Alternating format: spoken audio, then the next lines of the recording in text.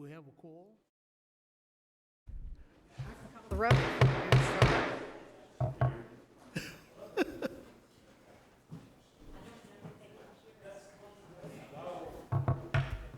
Good evening. Property Management Committee is now called to order. Call the roll. Yes, sir. Commissioner Dodd? Present. Commissioner Davidson? Here. Commissioner Hall? Commissioner Phillips? Present. Commissioner Irving? Here. Commissioner Anthony Johnson? Present. Chairman McAdoo? Here. We have a quorum. Thank you. Next on the agenda, approval of the minutes. Vice Chairman, Commissioner Dodd. Thank you. You had me stunned for a moment. Yeah, I have read the minutes, and they appear to be in order. I move for their approval. Second. Motion and second. Any other discussion? All those in favor? Aye. Thank you. Any public comment? No, sir. All right. Next on the agenda, Rutherford County Justice Center, Bart Klein.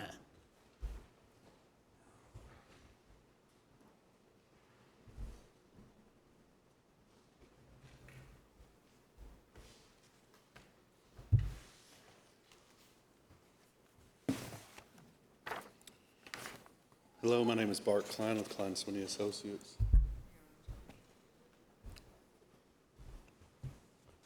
Here in a minute, we're going to find the presentation.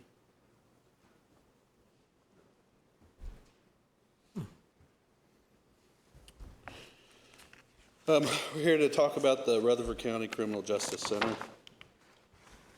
See if I can. This looks different too, in terms of the program. Got a PowerPoint.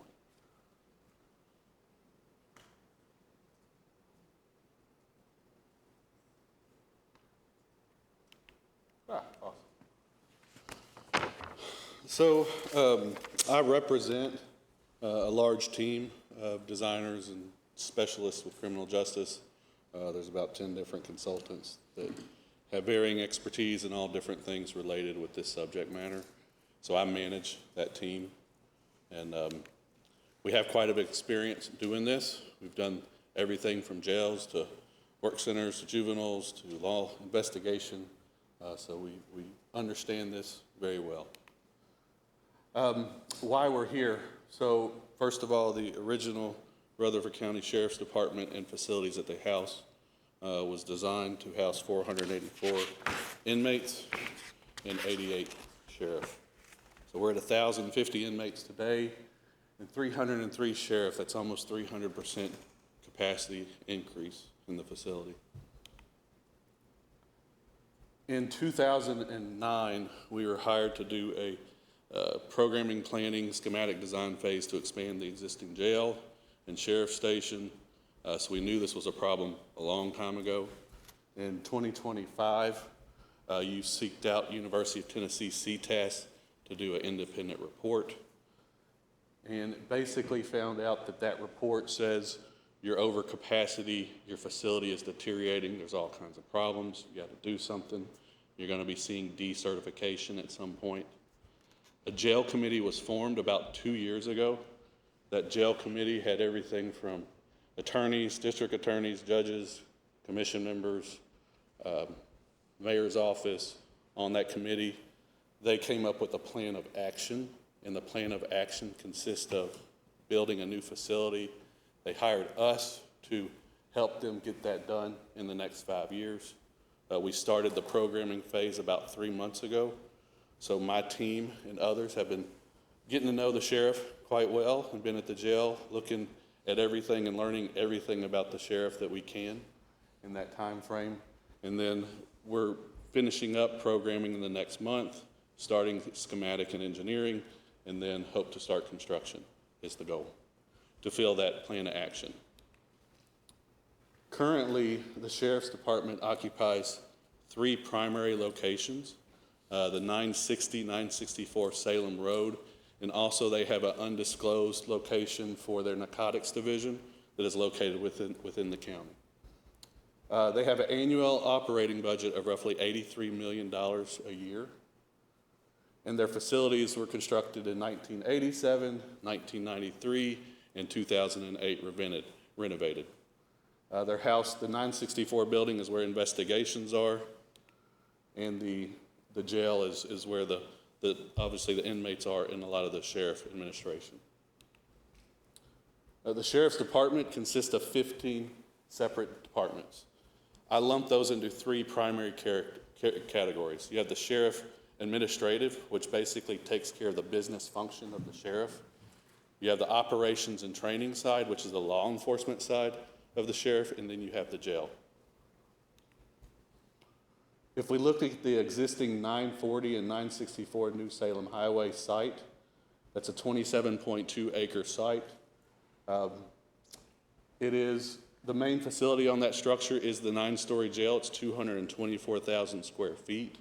The blue building is the investigations building. It's a 13,000 square foot prefab structure. And then across the site, there's roughly 35,000 square feet of temporary structures, not permanent structures, that house critical elements of the sheriff program that are kind of littered across the site, as well as a 50-yard outdoor firing range.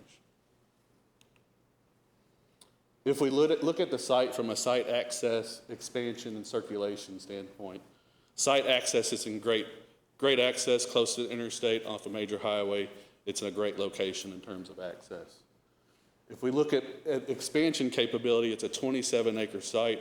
They've built a 9-story tower. There is very little space, so if you add on to this facility to meet the current need, you're going to have to go vertical. What that means is you're looking at another tower element, which long-term operations cost. Daily, it's more to staff. It's going to cost the county more just to staff it. So we would actually recommend, if you stay, that you purchase the property, the 20 acres in red, at its perimeter, which allows you to grow into the site, gives you more opportunities for growth, because 50 years from now, you're going to be looking at the same problem again, and you're going to say, how do we expand? And you won't have anywhere to expand. If we look at the site hydrologic conditions, so what's important to note, everything in blue is the 100-year flood, and in that bottom corner of the image, everything in orange is the 500-year flood.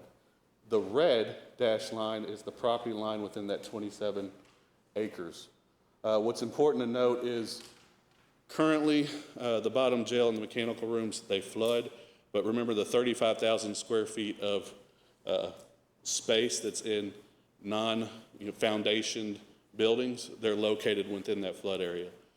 Per the International Building Code, this is an essential facility, so police stations, jails, EMSs, they're essential. They have to withstand a major weather event. If you were to build on this site or do an addition on this site, you would need to bring it up above the 100-year floodplain. If we look at the topography, everything in red is basically in that 100-year flood, and then in yellow, the majority of that, some of that is in the 500-year flood. So we did an analysis to say, if we were to build on this site and get it ready to build on and stay and expand, you're going to bring in anywhere between 80,000 cubic yards to 115,000 cubic yards to bring the elevation up to where you can build a building per the International Building Code that meets the code for essential facilities. So alone, we had our civil engineer do an analysis of what that cost would be. That cost runs anywhere from 1.6 to 2.5 million, depending if you do the 100-year or 500-year flood. As we look at it from a utility standpoint, there's plenty of utilities around, plenty of areas to grab onto utilities. There's utilities through the site. There's a loop around the site. There's good water pressure. There's a lot of good things there for infrastructure-wise. However, due to how much site there is and where you would build, you would probably have to relocate a water line or two and phase that. Not a big deal, happens all the time, but it's something you would have to contend with. If we look at the building envelope, overall the building envelope for its age is in good condition. We were actually hired in 2011 to go in there. There was brick falling off the building. It's a concrete structure, so So concrete gets harder and shrinks over time, and masonry over time, it expands and grows as water gets in. So what happened is they didn't put control joints and shelf angles in correctly, and it fell off. It was fixed. If we look at windows and doors, and if you were to stay here and invest in staying, you're going to look at a long term, you're going to look at replacing the windows and doors because they're original to when the buildings were built. The roofing was a membrane roof, but about a year or so ago, they put a fluid applied roof, which is something we don't recommend. It's where they spray stuff on top of a roof, so you're probably going to be replacing that roof in the future at some point if you were to stay. Also, the precast concrete structure, so if we go to the original jail where the women are housed, it's a precast panel. So if you see this image in here where it shows the daylight, that's actually an image in a cell looking out. And so as the precast is settled over time, it's coming apart. So you have to go in there and you put safing in and steel, and there's ways to fix it, but there's those kind of issues to address. So overall, building envelope, not terrible condition, manageable condition. If we look at the secondary structures, this is kind of where I see one of the biggest issues really is a majority of the program for evidence and case storage is in secondary structures that are not essential facilities. So if there was a weather event, if there was a tornado, and you lost these buildings, any of that information that's tied to court cases would be gone. Don't know how that works. It's above my pay grade, but it's in a non-essential facility. Overall, the 964 building is in good shape. That's the building that investigations is at. It's a pre-manufactured steel structure. We would actually recommend, if you were to stay here, to repurpose that building for operations and maintenance and not have essential, this is where investigations is, put them in an essential facility. As we look at fire protection, mechanical and electrical, the fire protection system throughout the building, they actually replaced the distribution lines. They left the main vertical lines within the building. The fire alarm system, they just completed a full retrofit of the entire building. So overall, those two elements are in good shape. The mechanical and electrical system is existing to when the facilities were built. They've replaced some pieces and parts throughout. It's a 4-pipe boiler chiller system. But if you're going to stay here, you're going to look at a long time cost to replace these elements. It's the same distribution system that's been there before.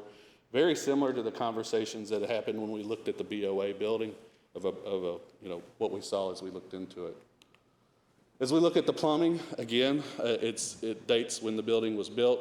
One thing to keep in mind, when you replace a fixture in a cell, that fixture on the right, that's about a $7,000 fixture is what that costs to install it versus your typical. So multiply that times how many they have, 400 or 500. And then you got your distribution lines and your hot water tanks, all of those things that need to be replaced. A big issue is the conveying equipment. So those are our elevators. One of the big problems with a vertical tower, they have 2 elevators. That's how they get inmates up and down and goods up and down. In the last 3 months, if I've been there, let's say 50% of the time, half the time, one of those elevators are down. That's the big downside of a vertical expansion. And so it requires more time, more people, costs us more to operate. But you're looking at retrofitting those elevators completely, if not adding additional elevators to those systems to allow them to operate the way they should be. If we look at IT and data systems, there is so much in the ceiling over there in terms of where stuff is going. They're concerned about pulling wire down because they don't know what the wire is going to. Really, they're probably, and the truth of the matter, this is not an issue with how they operate. It's just they've just run out of room. They literally have people and stuff in broom closets. So I suggest you guys go and walk the jail if you question any of this stuff. It'd be important to walk it. If you look at detention controls, locked doors, and security systems, their locks are obsolete. You can't buy them. They literally have a space inside their maintenance department where it works on locks all the time. This is a big issue. A lot of the attacks that happen from inmate to jailer happens at the door. They knew they needed to do a complete lock replacement. That's something you're going to have to tackle. ADA, life safety, and TCI compliance. These are some serious issues in terms of having issues, but things to overcome. So ADA barriers exist throughout the site. In some cases, there's structural modifications that have to happen to take place. You are required, if you were to build a facility or house facility to meet all ADA requirements for the public within your facility. Life safety requirements, if you're on the first floor and you walk through the exit requirements and pathways for travel to get out of a building, they're going through spaces they're not supposed to be going through because there's no room, or they've outgrown it. They actually got people like, literally people in broom closets working, that exist at the sheriff's department. I think if the fire marshal went there, they'd probably put you on fire watch. They'd probably, until you get it fixed. As we look at TCI compliance, that's Tennessee Correctional Institute. They are the regulatory authority to basically certify your facility.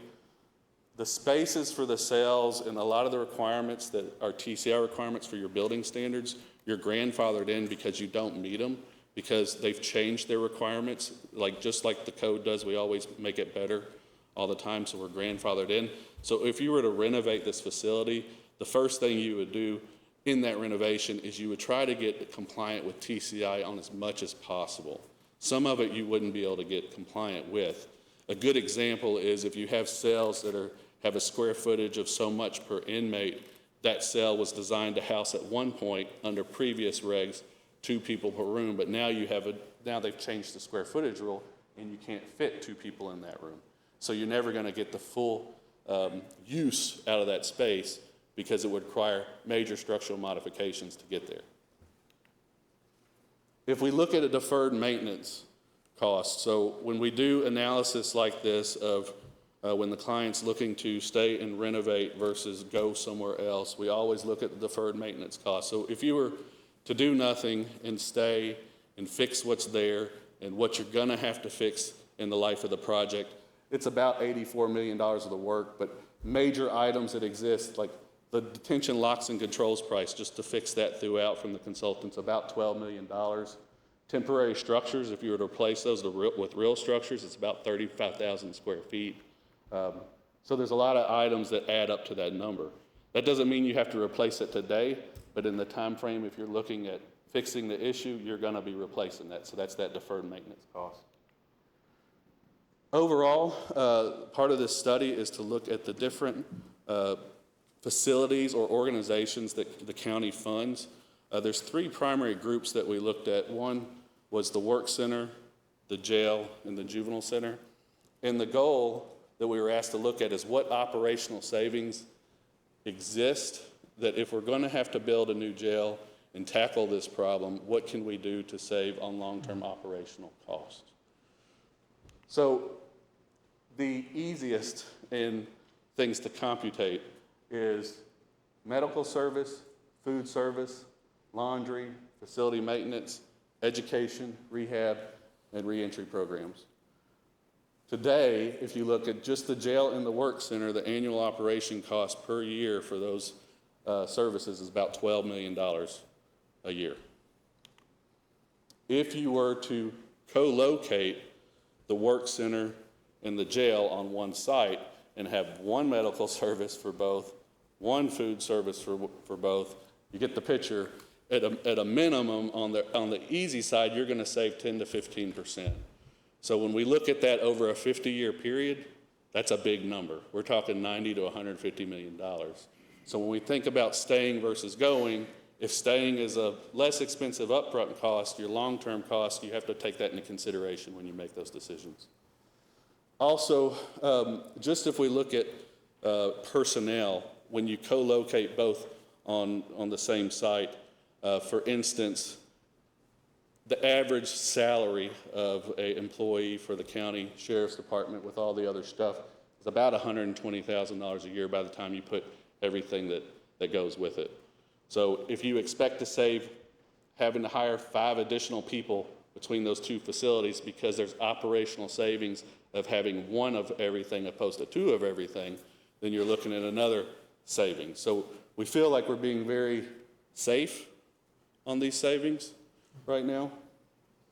And this does not include the savings in terms of bed counts and all that stuff you would get in the future. Also, what's really important, if you go to, with the work center, a pro there is right now for a new facility, or expanding the existing facility. For a new facility, they need about 15,000 square foot of kitchen.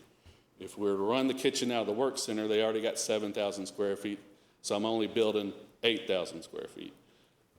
The work center houses 300 inmates. Today, they could take 100 inmates if those inmates met the classification requirements to be there. So that's building 100 less beds. If an average cost of a bed is $230,000, that's a big number. In addition, educational space. There is education space at the work center, classrooms, all this stuff that we want to rehabilitate the inmates before we send them out, because the objective is to send them out in better condition as they came in. That space is already there, so it's less of that space you have to build. Long-term intangible benefits. So your work center is recognized both locally in the state and nationally of having a really good job in improving recidivism and rehabilitating. They're taking in people, they're doing their sentence, they're going into programs, they're putting them back out into the community in better shape than they were before, and so we're trying to fix recidivism and make it better. That already exists at the work center. They have programs in place, they have the education in space, they have the working programs. So basically, if the jail was to cohabit there, then those items are already intact, and they would share those services. The long-term goal, when we look at that, where the industry is heading, because mental health is the biggest issue we run into in jails these days. Most of it is mental health issues. But the long-term goal is the savings by building less beds 50 years from now. And the reason is, if you have programs in place, all that stuff in place, in turn, you're taking care of your community, you're giving them the tools, and you're actually building less in the future. That is the long-term goal. If you see that happening in areas, and that's kind of what we strive for. If we look just at the program needs, so we've done the assessment, we've looked at the different facilities where there's operational savings. Now let's just look at the programmatic needs of the sheriff's station. So remember how I said at the beginning, it's three main kind of groups: the jail, the sheriff administration, and the training and operations. So the jail alone, the needs is roughly 480,000 square feet plus or minus. That's a 1,500 bed facility with all the support space. That's how we've programmed it today. If we look at the sheriff administration building, that's about 60,000 square feet. And if we look at the training and operations, it's about 66,000 square feet. In yellow is the undercover narcotics division. That portion of the program we would not recommend to be built on the same campus or on a new campus or existing campus of the jail, because it is undercover. You don't want the inmates, where all the criminals are, knowing where your undercover police are. So they would actually be located somewhere else in the county, which they currently are. They need a new location closer to where they're working a lot, which is over closer to Laverne. So after we figured out the need, we had to test the need at the sites. Like, okay, so now we know what we need. We have a good idea what the needs are. Let's see if it fits. Does it fit? So this is the existing campus. So many of you probably familiar. In the center in white is the existing jail. If you look at the orange box and yellow box, that is the addition. The orange would be a housing tower of about 8 stories, and the yellow would be additional support space. In red, you would have a 2-story sheriff's building, that slinky-looking building up top. And then all the training on the left side of this image, where the firing range and the canine would be built over there, and the green building would be converting the existing investigations building into the operations and maintenance building. The issue, one of the downsides of this is that you would be committing to doing the entire project. You would not be able to do portions of it, because to do this, we would have to build the new sheriff station and the tower, move all of the sheriff into the sheriff station, move all of the inmates into the tower, and then renovate the tower from top to bottom and expand the food services and all the stuff to support it. So when you're making a decision, it's very important to understand there's no phasing in this in terms of hey, we only want to spend X amount of money this year and X amount of money that year. You're pretty much on a trajectory you got to go. In addition, you're doing a complex addition renovation to an operational facility while you have inmates there. So we're doing a job right now at Riverbend Prison. This is a kitchen expansion renovation. The job should cost, 30% less than it does. But if you can imagine, every time that painter, any sub comes to site, they have to go through a sally port, they pull everything out, they take all their tools, they run it through x-rays, and they put out, happens every morning. Your cost for construction just goes way up. So it adds time. So you're looking at probably a 3-year process to renovate over there. It could even be 3.5. It's a complex renovation process, construction process. If we look at moving to the work center, so if you're oriented, you got Church Street on your right. The work center is the blue building in the center. The existing juvenile center is the magenta building in the top right-hand corner. So we're showing here a test fit of the program.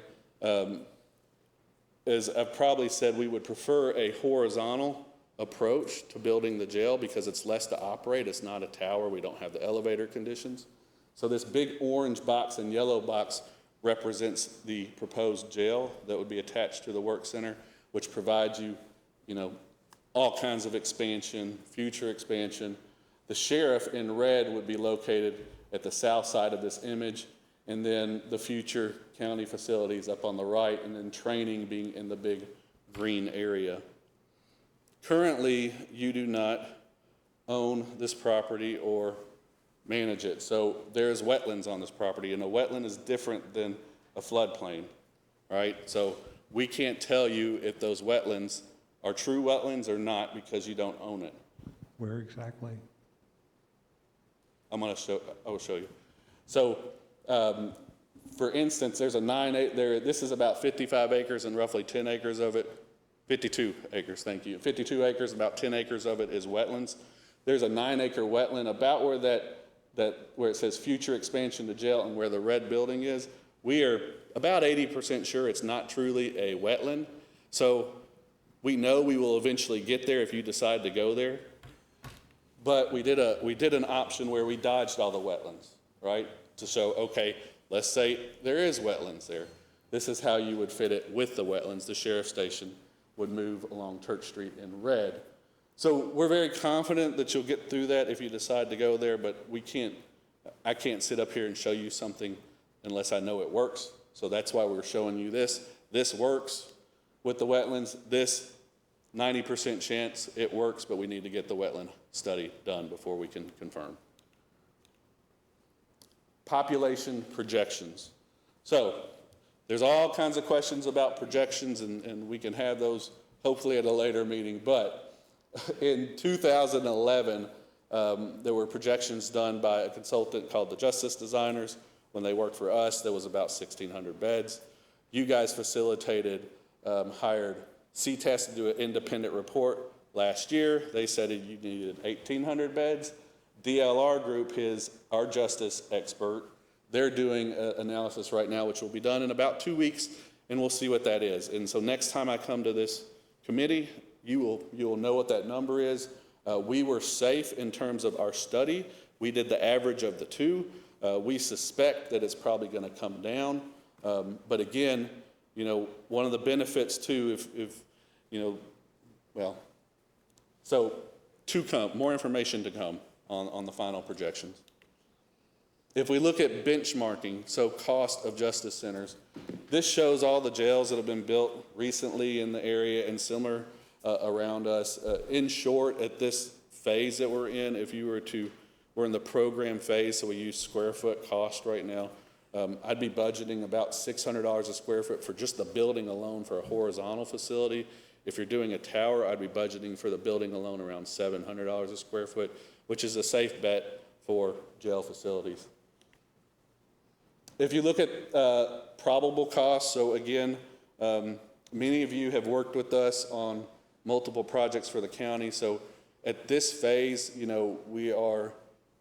we be very safe on our numbers we put out there. We don't want to put numbers that are too low that we come back and say, hey, by the way, it costs $50 million more. That's not what we're here to do. We put numbers we feel really good about right now. And just like the forensics or any of the fire stations, we manage that number through the process. And typically for forensics, I think we've returned about $1 million, Mayor. Fire stations, we really return about $700,000 to $800,000. And if you look at the scale of the projects, very different scale. This is a $300 million project versus a $15-20 million project. So keep in mind when you see these numbers that we're going to do this until we get to the end. Even through construction, we'll do that until we return. To stay and renovate, you're looking at roughly $290 for a 1,200 bed option and about $340 for a 1,500 bed option. We would recommend that you keep a contingency on top of that for about $22 to $23 million for unforeseen conditions, especially this early in the game because we haven't even completed engineering. We haven't figured out exactly all the details. We're looking at this from high level to get high level early decisions made.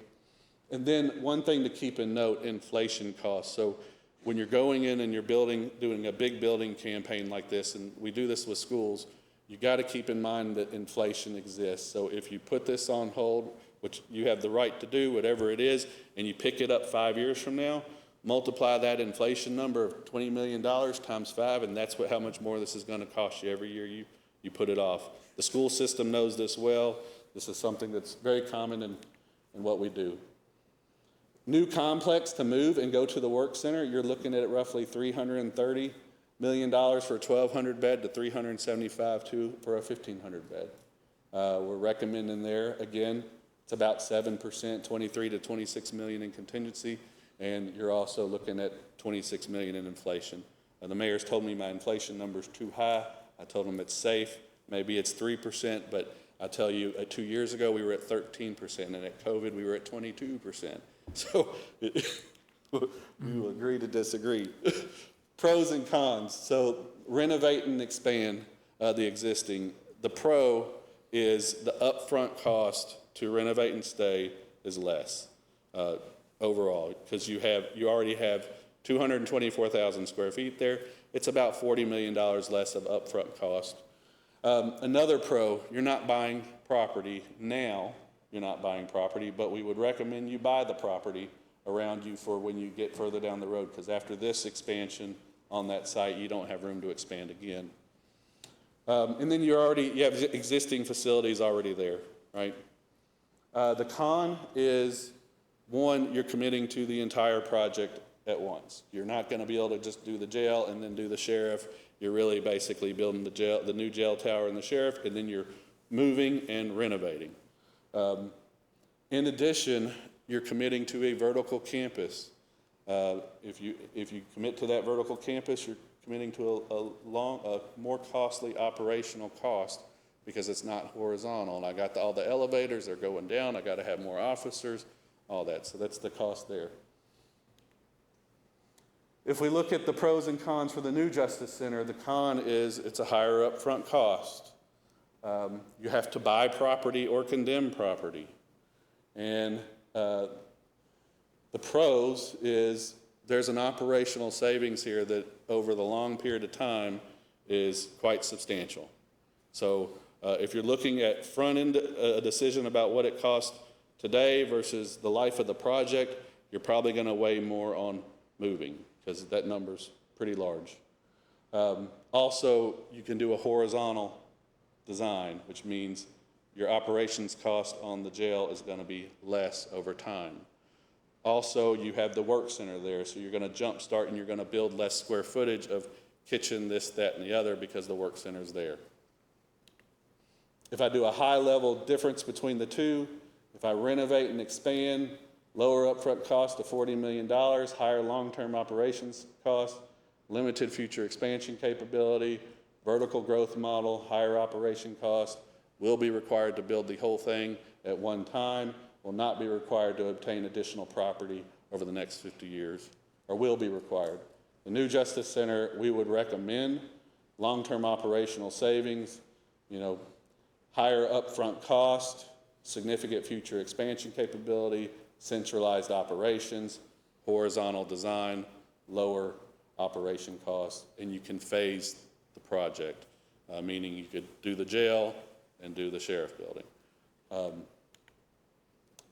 Right now, we're finishing up the programming phase of the project, moving to the design and engineering phase of the project. The design and engineering phase is a 12-month process. Then you move into the construction process. Whichever way we go, you're either two to 2.5 years on the new, you could be 3 to 3.5 years on the renovate. And then you're commissioning it and getting it closed out and operating. And so that was the jail committee asking us to say, how can we get this done in the 5-year time period? This is the original schedule that was presented to the jail committee, that we solidified on the jail committee to say, okay, this is where we're going by. Some people have said, hey, this is rushed. I've told them, no, the only difference is the political world. We have been planned since 3 months ago to be in this room at this time. We're actually 2 weeks late to be coming to you guys to ask us to give us direction on staying or leaving. So that red line is today, that yellow line is programming. In blue, we're supposed to start the site investigations. That is, where are we going? Are we going to this site or that site? And then in red, we're supposed to start the next phase of architectural engineering. So we are kind of on target, about 2 weeks late. So this presentation provided you guys with a bunch of information. I'm going to be coming back again, giving you the final deliverable for the full program. So you're going to see a lot more information, a lot more different information. But I think what we're looking for today is we're at a fork in the road and we need direction. So question 1, does Rutherford County wish to renovate and expand the existing Justice Center or pursue the Work Center site?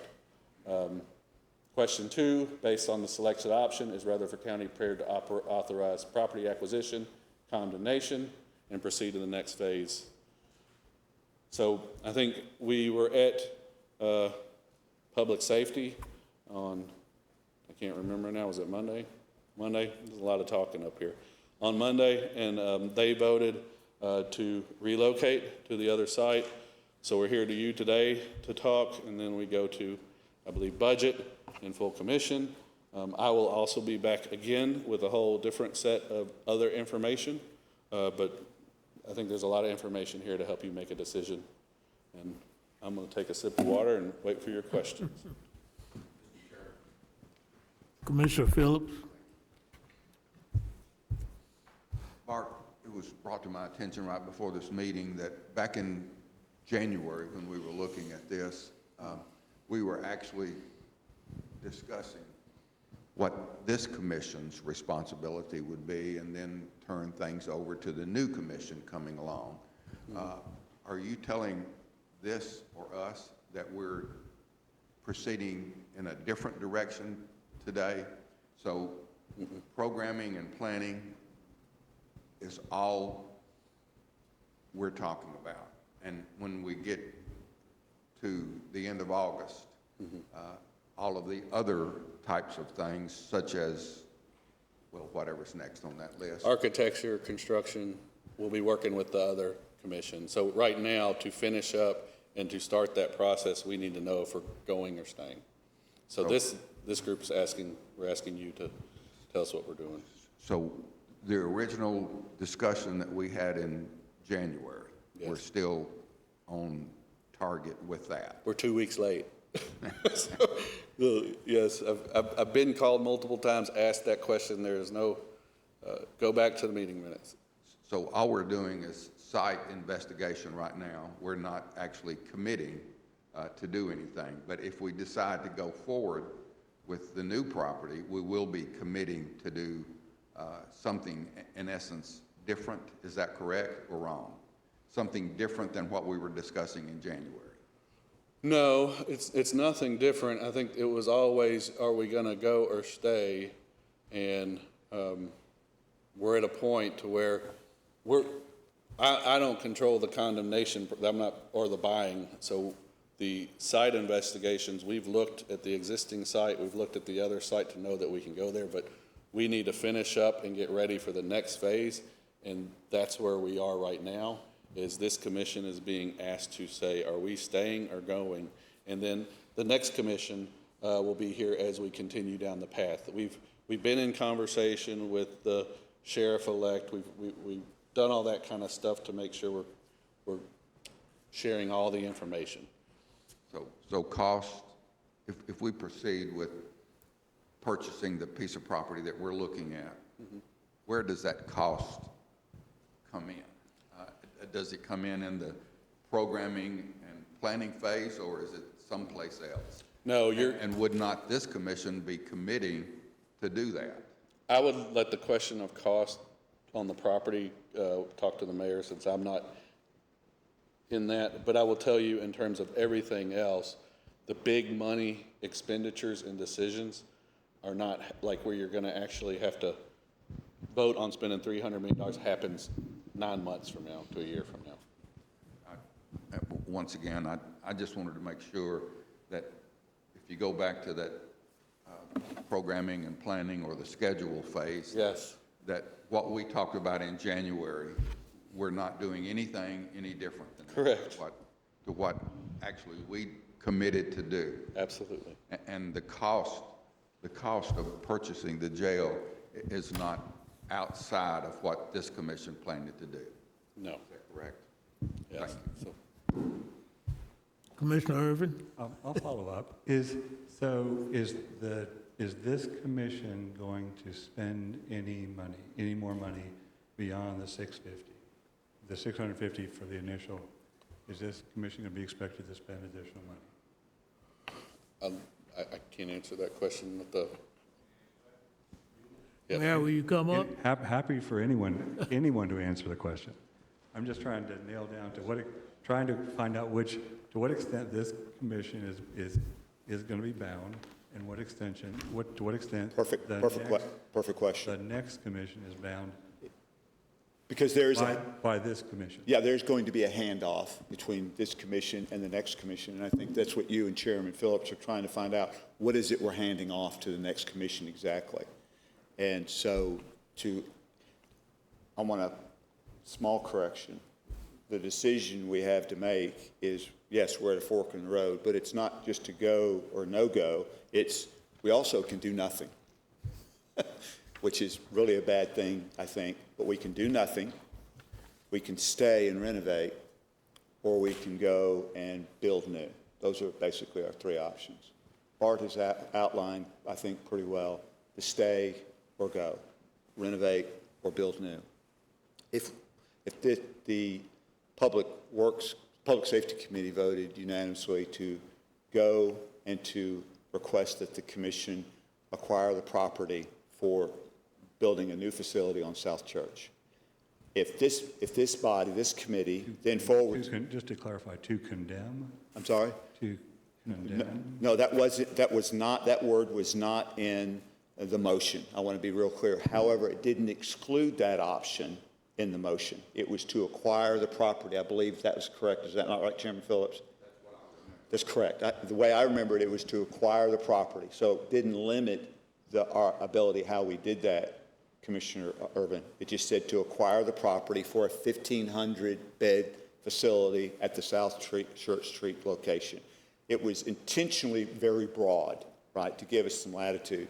So the idea about what the cost is to purchase the property, either through conventional negotiation or through condemnation, we have an idea of what that cost is going to be. I'd rather not speak publicly about that, but I'll be glad to speak to you privately about that off camera, just because we're in a negotiating phase. But to answer your question directly, it is possible at the July 16th commission meeting, the commission will be asked to purchase the property at South Church, which would require spending that money or allocating or designating that money between now and September 1. I hope that answers your question.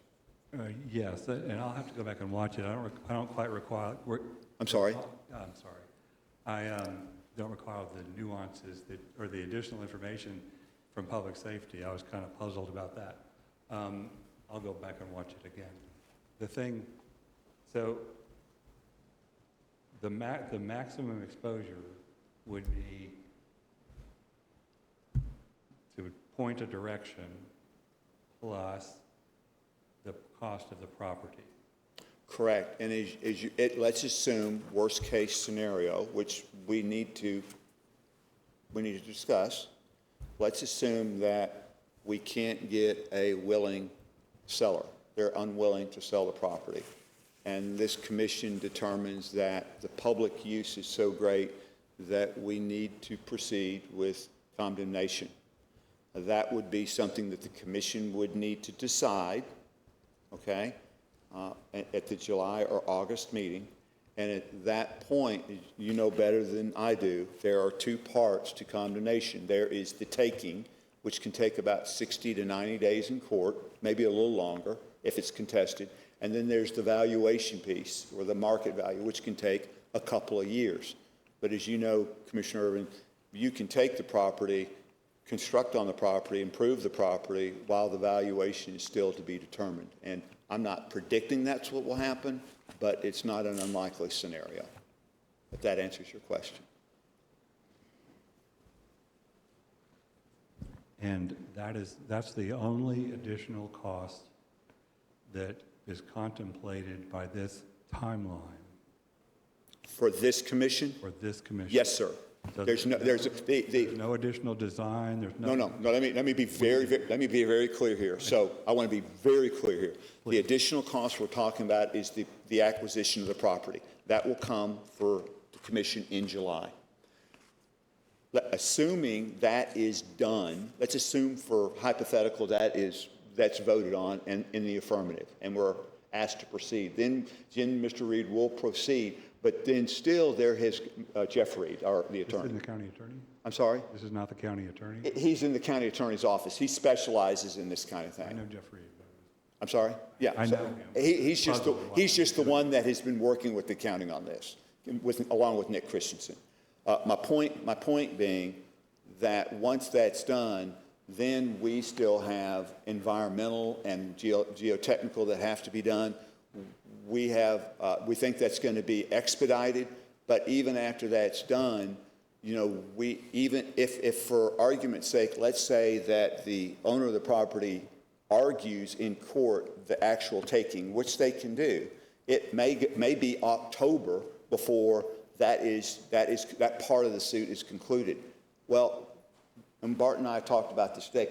We can't enter into an agreement for design and architectural services until we know we have the property. It's getting the cart before the horse. So I don't see a situation, I really don't see a situation between now and September 1 where we will be engaging in his services directly before the taking of the property is complete. Not the valuation, but the taking, if we go the condemnation route. So the answer to your question is the only additional fees, the monies that we're talking about allocating is for the taking of the property. Thanks. Am I done? Well, I wouldn't go too far because you're likely. I'm sorry? I wouldn't go too far. You're likely to come back up at some point. But I have a whole series. Lucky me. They're more for Bart because they're more for him. But to the extent you wish to opine, Well, I'm on the front bench, so. I'd be happy to hear. Okay, so Bart, I'm going to go back to Bart, please. Okay, talking about the committee briefly, how many meetings do you have with them? The jail committee? Yep. I think I had 2 or 3 meetings with the jail committee. They met a lot on their own. Oh, they did. So the jail committee had a bunch of meetings. You had 2 or 3. Yes, so this question was asked, and I'm going to make sure this is perfectly clear. Okay. So the jail committee was formed 2 years ago. They met on their own. They talked through all the stuff. They got the C-test report. As they deliberated and said what their plan of action is, then we were asked to come to the jail committee a couple times, and we went 3 times. That jail committee wanted to pursue moving into the first phase of this. It came to this body. This body voted to start the first phase of this. We are done. When they sent it over here, that jail committee, my understanding, quit meeting because they had nothing to talk about because they had done their first mission. We, in the last 90 days, have been meeting directly with the users and the sheriffs. And those have been meetings, right? Okay, so have you talked about anything along the lines of the county joining in the lawsuits filed against the state with respect to state prisoners? I'm not a part of any of those conversations. Okay, all right. And I don't know if the mayor wants to opine or not. And either way is fine. Thank you for that question, Commissioner. I'm aware of the lawsuit by Davidson County. I'm also aware that, and Sheriff Fitzhugh can speak to this more directly than I can, we do not house, Sheriff Fitzhugh, any state prisoners in our county jail that were not arrested within Rutherford County. Is that correct? And so we have a legal obligation to incarcerate those prisoners. Is that correct? Because they were arrested in Rutherford County. Is that correct? And so the idea that we're housing state prisoners from other, thank you. You don't mind? Yeah, I was getting ready to tell him to come up. Thank you, sir. Because I I couldn't hear. apologize. Okay. But the idea, there's this idea floating around that we have all these prisoners in our county jail that are state prisoners from other counties. I can find no evidence of that, Commissioner. Now, that doesn't mean it doesn't exist periodically in an isolated circumstance, but Sheriff Fitzhugh is much better equipped to answer that question than I am. I'm always glad to hear from Sheriff Fitzhugh. The only prisoners that we have were sentenced in Rutherford County because they committed crimes in Rutherford County. In the past 10 years, we probably have housed maybe 4 or 5 from other counties, but we have sent some of ours to other counties because you have charge partners where you do not want them in the same facility, such as murderers. So they will house for us on a temporary basis until they go to court, and we will house for them. But like I say, probably the last 10 years, I can think of maybe 4 or 5 that's happened. But that's a temporary basis.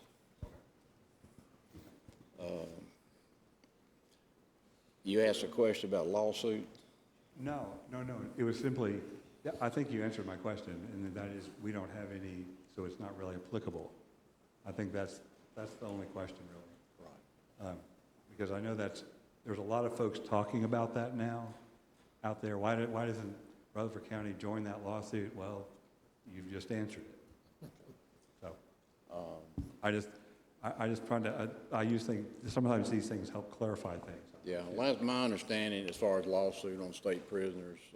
Davidson County is involved they have threatened, to my knowledge, they have not filed yet. Okay.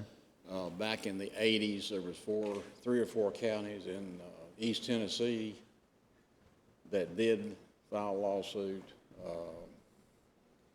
They were successful after a few years, but they are not getting any more prisoners taken in the state than we are. We are for state beds, we're in competition with 94 other counties. The other problem that we've got, we cannot send everybody we've got that are sentenced for a year or over, because it takes 123 to 125 inmates to maintain that jail. If they did not maintain that jail, then we would have to go outside. The problem with that is I can't let outside people into the jail part. So we have to maintain a certain number of sentenced prisoners for maintenance of that facility. Otherwise, we'd be coming to you asking for millions of dollars to somebody to maintain it. Okay. Yeah, that answers my question. Thank you. Okay. Before you leave, any other questions for the sheriff? Commissioner Phillips? I'm just trying my best to summarize where we are. A couple of years ago, probably it was 2.5 years ago, a committee was put together to begin the process of investigating a new jail. And part of that was site planning and investigation. So what we're talking about tonight, to go or to stay on that site, is not new. And if we look at that schedule up there again, it says programming, site investigation, and planning. All of those things will be conducted before the new commission is seated. And the only thing I think that in my mind, that's in question. Is there any money we'll be committing? And there may be, because if we buy a new site, we'll probably be committing the county going forward to spending that money to buy the site. And that's probably, in my mind, the only question. But what this commission is doing, and this is what I think we discussed in January, it's what I remember anyway, but we'll do the programming side, the site investigation, and the planning side. And then the new commission will take over as it relates to the size of the jail, actually what we want and where we want, how much money we'll be spending. So the new commission will be making all of those decisions. The only thing we have done is the programming, which Bart has almost concluded, and the only thing left for this commission to do is site selection. Do we stay or do we go?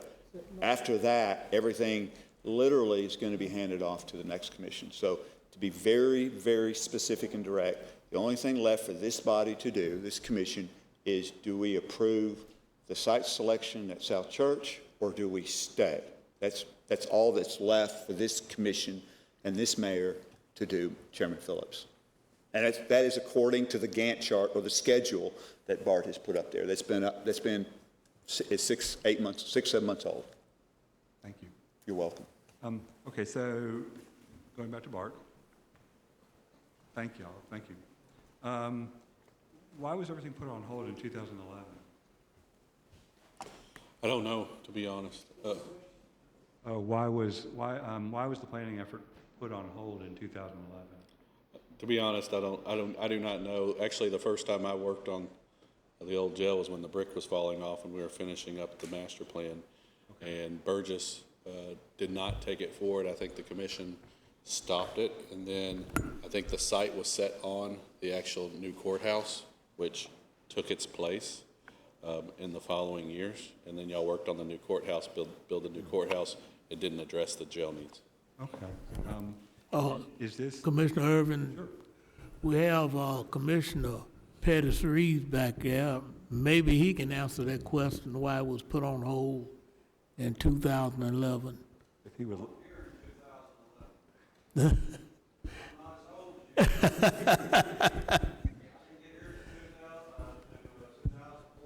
Oh, okay. That's fair. Well, continue on. Thank you. Is this report complete as far as the deliverable? The program? This, as far as programming, planning? No, we're getting close to being complete. Okay, so we're looking at an incomplete report at this point. You are looking at an incomplete report, but you're looking at information that is complete within the report at the certain phase we are in. So some things will not change, but remember the slide I showed that said projections? Yes. That projections, once we get that projection study, it'll change. If it comes back and says we need 1,000 beds and there's a lot of information behind it, then it'll adjust the number of beds. Also, the program phase, if you remember, we're taking this a step further. We're getting basically floor plans together of how we're attaching or how we're renovating to have a good handle on it for when we proceed. We got a lot done, and so we have an accurate estimate for construction. So, Okay, fair enough, and you answered kind of my follow-on question. And then the next one, how many real estate parcels did Klein Sweeney look at? Klein City wasn't asked to look at any real estate parcels but the work center. Okay, work center plus. Was there another one that's attached to the current facility to expand that, or no? No, we recommended, because how there's only 27 acres, and to do what you need now, it requires a vertical. We're recommending that you purchase, if you decide to stay, that slideshow we showed at the very beginning of this. Hold on. Because you're landlocked, if you see that red area in that bottom image, that's about 20 acres. We would recommend purchasing that if you decide to stay. Okay, and so you did not look at any other county-owned property or any school property? Correct. Correct. So you didn't go look at anything else? We weren't asked to go look at anything else, Wayne. Okay, I'm just trying to be sure because there's a lot of stuff. You gonna stay up here? Yeah, that's fine. I want I'm happy to hear from the mayor, but I want to make sure full transparent, we have all the facts on the table. Yes, we did look at another site, but as Chairman Johnson's aware, it was unsuitable. We looked at the 20-acre site on Singer Road as a possibility very early on, but unfortunately, we discovered that's a brownfield site, and so it was not suitable. And so we have spent a lot of time. The jail study group spent 2 years trying to find places that would work for a new facility with the idea of this: how do we reduce operating costs of a new jail and the Correctional Work Center in the Juvenile Detention Center? How do we reduce those operating costs on an annualized basis? Not just a couple $100,000 a year, but can we take a real bite out of the operational costs? Bart's gone over that. He's shared that information. The other piece to this is, and which wasn't brought up, is during the jail study group, it was brought up by a very astute member of the group: is there a way to build a new facility that lowers recidivism? And the answer from DLR was absolutely.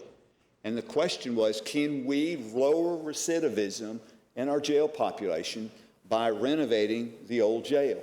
The answer is you can, but it's going to be much more difficult and much more cost prohibitive than if you move and go vertical and go horizontal on your construction, because of its proximity to the Correctional Work Center, which already has a number of programs in place, and it would facilitate the expansion of those programs to the jail. It's not up there now, but literally the new jail backs up to the Correctional Work Center, which is part of the idea of why we located it there, because we're not just trying to be cost efficient on our operation. How can we lower recidivism? And locating it there behind the Correctional Work Center gives us those synergies. So, yeah, we did look at some other places. It would be incorrect to say we didn't, but this became the obvious choice for a lot of reasons, all of which were financial. Well, okay, so I hear what you're saying. There have been a number of folks who have suggested quite a few additional properties. And I'm just, if you're assuring me that there's been, they went to Michael and printed out the list, and do we own any additional properties, that kind of thing. If you're saying that's the case, and there weren't any 50-acre properties. Remember, we're working on a minimum size of 20 acres. Is that right, Bart, for what we're Well, we need more than that if we're going horizontal. Okay. But I think, Wayne, I think this is, I'm going to try to boil this down to a very simple answer that you can make is, you can look at all the property in Rutherford County, all the property anywhere. You can get property for free. What you get at the work center is you get 100 beds that you don't have to build, and you get an operational savings over 50 years that's up to $190 million. You're not going to get that anywhere else. Because, hold on, because this is facts. This is facts, so you can't take it to this area you're going. You got $12.3 million as your annual operating cost. You're paying for 2 medical places, 2 kitchens, 2 laundries. I'm not disagreeing with that part. But what you're going the wrong place. Okay. Okay. I'm talking about if you, because I'm all for the synergy aspect of it. It's just a question, is that the right place? How much would it cost to replace the workhouse building? It'd be a lot of money that's 300 beds, so multiply 300 times 250,000. Okay, so those are required. You have to spend all the same amount of money, basically. I mean, If you're making decisions at this level, you got to boil it down to very simple ways so you can make a decision. If a bed costs $250,000 is the average cost to build a bed with all the support space. If you go somewhere else and you build everything in a new site, then one, you're going to build all the beds, all the facilities brand new. Right. You got a work center that's only that was built in 2008, or was it 2010? It's not that old. It's in really good shape. It's already got 300 beds. You're not going to get that unless you build it new. And the truth of the matter is, when the projections come in, the final projections, whatever they may be, if it says 1,500 beds, you already got 300 within the county. Yes, you can't use them all. Yes, there's all kinds of reasons why. So I think it's a very simple reason to say, you can look at all the property in the world, even if the property was zero, if they gave you the property, you're still not going to get the operational savings unless you decide to build a new work center and a new jail all at once. And you want to add that cost to this conversation. Yeah, and I hear the operational savings too, and then that's not insignificant. I kind of question whether or not you can go out 50 years or not, but. We'll go out 10 years. Yeah, go out 10 years. 10 years is 15 to 20 million. Okay, so it's probably better if the county attorney were here, but I'm trying to get a handle on this, on the property next to the workhouse that we want to condemn without mentioning the numbers. I'm trying to get a sense, what's the history of the county with that property? I mean, have we already tried to get it? What's the process that's already occurred? I'm trying to understand that piece too, because there's nothing in here. Haven't heard it explained anywhere. So I'm trying to understand, are we certain it can be condemned if we go this direction? I presume if the only dollars we have at risk would be for that property, then there's no additional cost. But I'm trying to get a sense for how likely it is we can do that. And, well, we'll go there first. So you, Commissioner Irvin, know better than I do the likelihood of a county government to explain or to make the case for public use. There is a series of evidences that we have to produce to the court that demonstrate that it is indeed a public use. We are in the process of, and been in the process of putting that together in the hopefully unlikely event, that we have to go that route. I will tell you this, the owners of the property, we have been engaged with the owners of this property, and I say engaged, I use that term very loosely because to say they have been obtuse would be an understatement. But we have been trying to reach out and tell them of our interest in the property for this purpose for almost 8 months. So that's the history. Through Mr. Reed and Mr. Christensen and Mr. Harney, we have reached out in a number of ways to try to negotiate with them the sale of this property. To say they've been unresponsive would be an understatement. Then all of a sudden, they got responsive when they found out that it was Rutherford County that was interested in the property. And I will tell you, so they listed the property for sale. Exactly. I would rather not go into greater details, but when you list the property for sale, as you know, you set the price. You set the market value for the property. That's what happens. When you list the property, you set the value. And so I can tell you that we're pursuing the owners of the property for purposes of acquisition of the property. What avenue the county ultimately takes to secure the property on July 16th is entirely up to the commission. But that's where we're at. I hope I answered your question. Yes, that's a good explanation. I appreciate that. Let's see. Mr. Chair. Commissioner Phillips? Thank you. I don't mean to cut you off, and this is not an attempt to do that.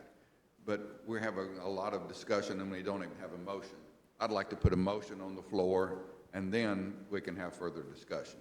Is that proper? That's proper. Thank you.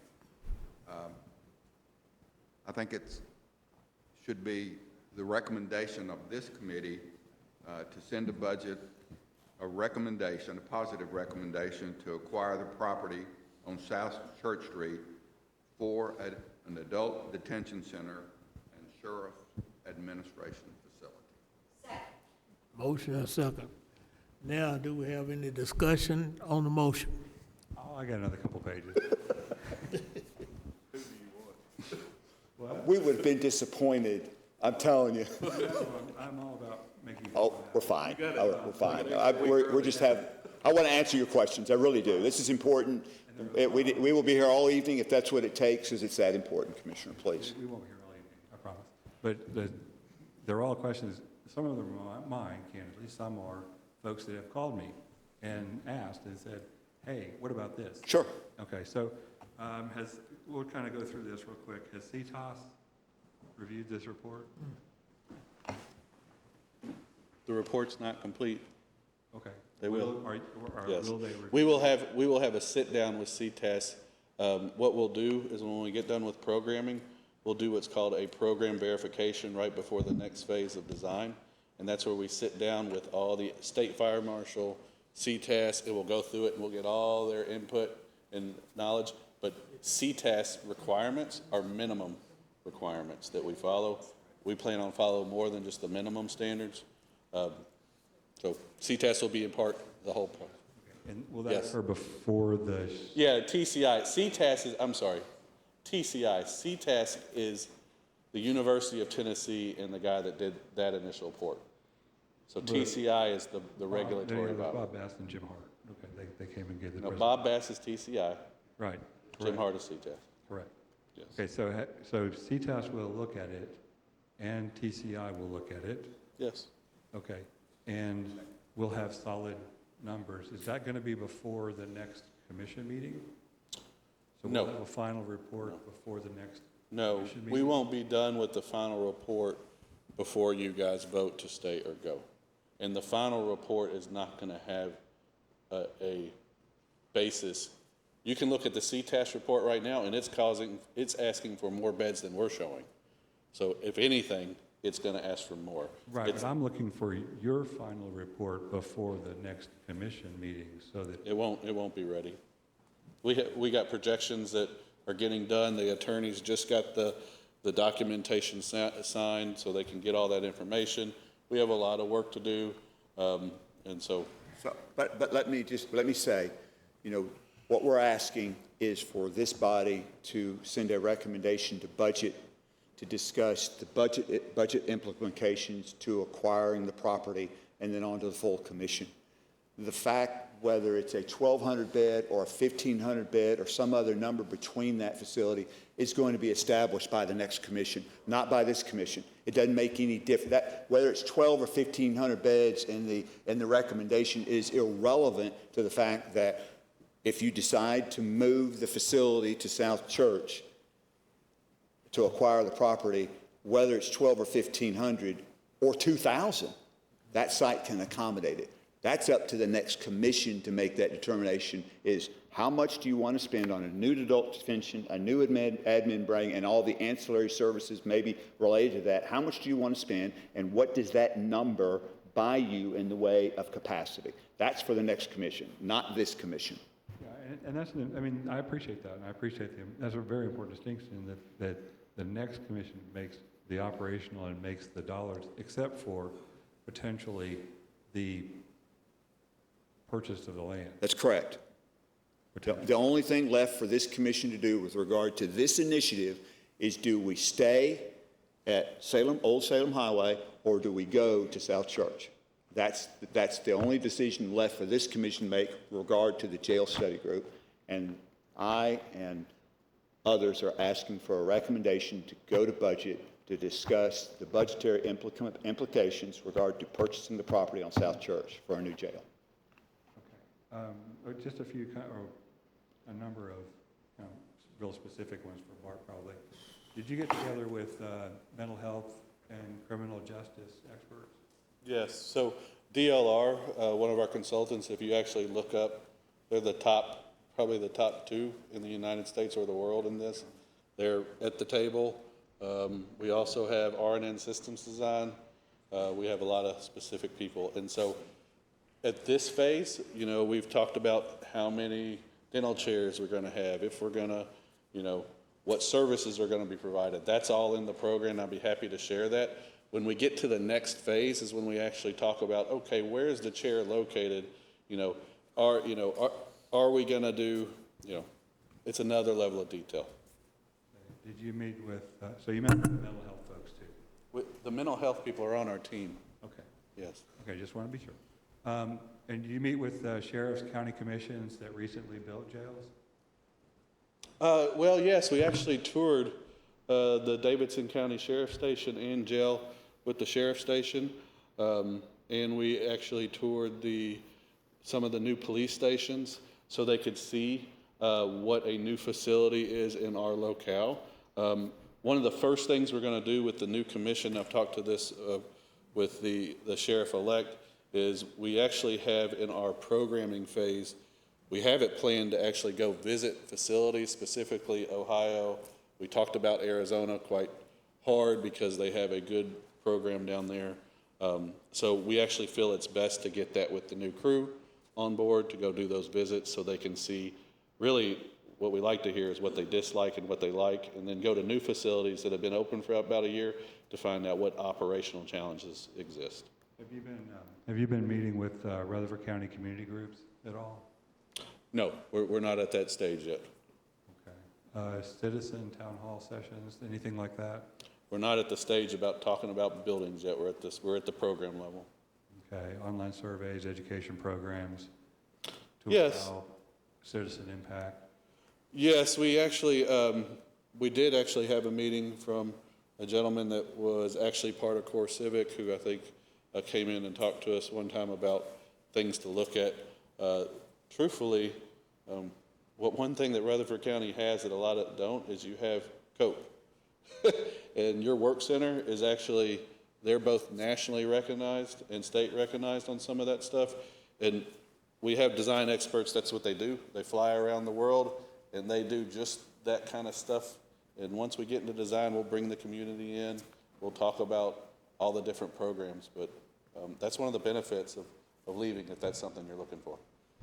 Yes, I mean, and obviously cost will be a factor too, getting buy-in on cost, things along those lines. But do you know, talking about your synergies, which seems to be the main economic driver, do you have any idea about the cost of moving folks from 940 to the courthouse and back annually?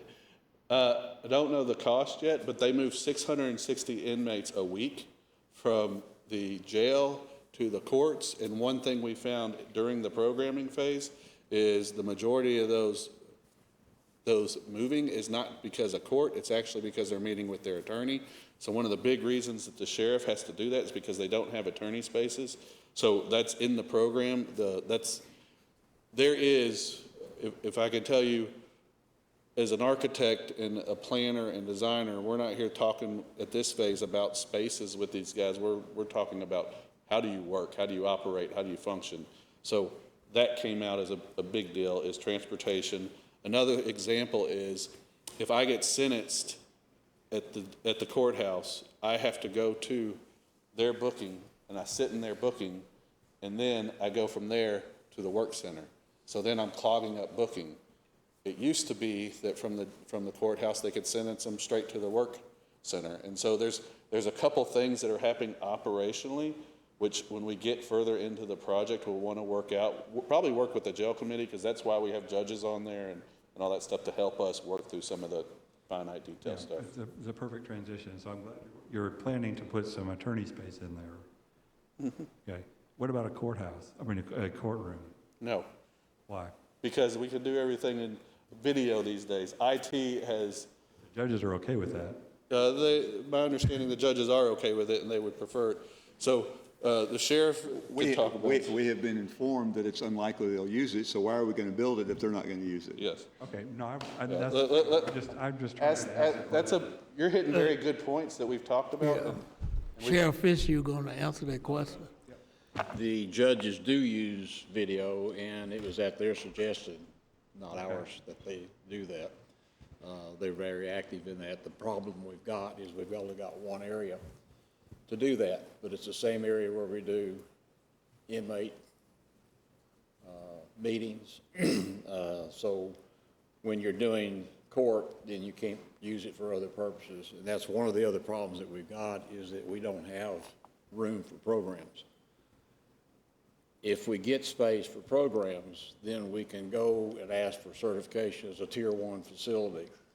If we get a Tier 1 facility, then it increases our state inmate fee by $4 a month per inmate per day. If we go and proceed from there, then we can go to Tier 2. Tier 2 would give us another $4. So there are some money savings or money coming back to us if we get program facilities where we can actually do attorney visits, but then we can also have enough room to do programs. The workhouse provides us with some room to do that, which we don't have right now. Any way we can get close to our cost? Any way we can get close to our cost? Close to what? Any way we can get close to our cost of keeping the inmate? Because right now, I hear there's a differential. In other words, the state pays 40-something? 41. And then costs us how much? I'm not sure what you're asking. Oh, how much does it cost us to keep? The only way to increase costs is it takes an act by the legislature. Okay, And that's something that we have been trying since I've been sheriff. okay, So far, we were $39 per inmate per day. When I took office, through the association, we kept asking for the legislature and we got it to 41. Of course, obviously, we've been trying since then to get it higher. They went into the two-tier process where we have to meet certain certifications. One of them is programs for recidivism. We've got to have space to do that, and so we got the other $4 bump if we get that, and then another $4 if we get tier 2. So there's some opportunity to do that if we get the space to have programs. and how much do you think it'll drop if you go full-time, if you use the video conferences and you get some attorney space out there, does the 660 per week number drop dramatically? We do, of the 600, of course, part of that is court. About 353 per month is for just strictly attorney. Okay, And so the hope there is if we get, I've got one room for attorneys right now. That's all I've got. It's a converted conference room, or that's not even that. It's about as big as this desk. But that's the only room I've got right now for attorneys to visit. So obviously, I can't schedule a whole lot of attorney visits because of that. And Mr. Chairman. the law requires face-to-face. It does not. We can do video if they would like to, but that's not something they like to do. Commissioner Phillips? Thank you. The question that was presented before Public Safety and the question that was presented before this committee and the motion was made, the question was whether to go or whether to stay. The motion that came out of Public Safety was to go. The motion that was made before this committee was to go. All of these questions that Commissioner Irvin is asking are operational questions, and in my mind has little to do with the motion at hand. I call for the question. Mr. Chairman, I still have the floor. You still have the floor per se, but if a point has been brought up, you can always call for a point of order.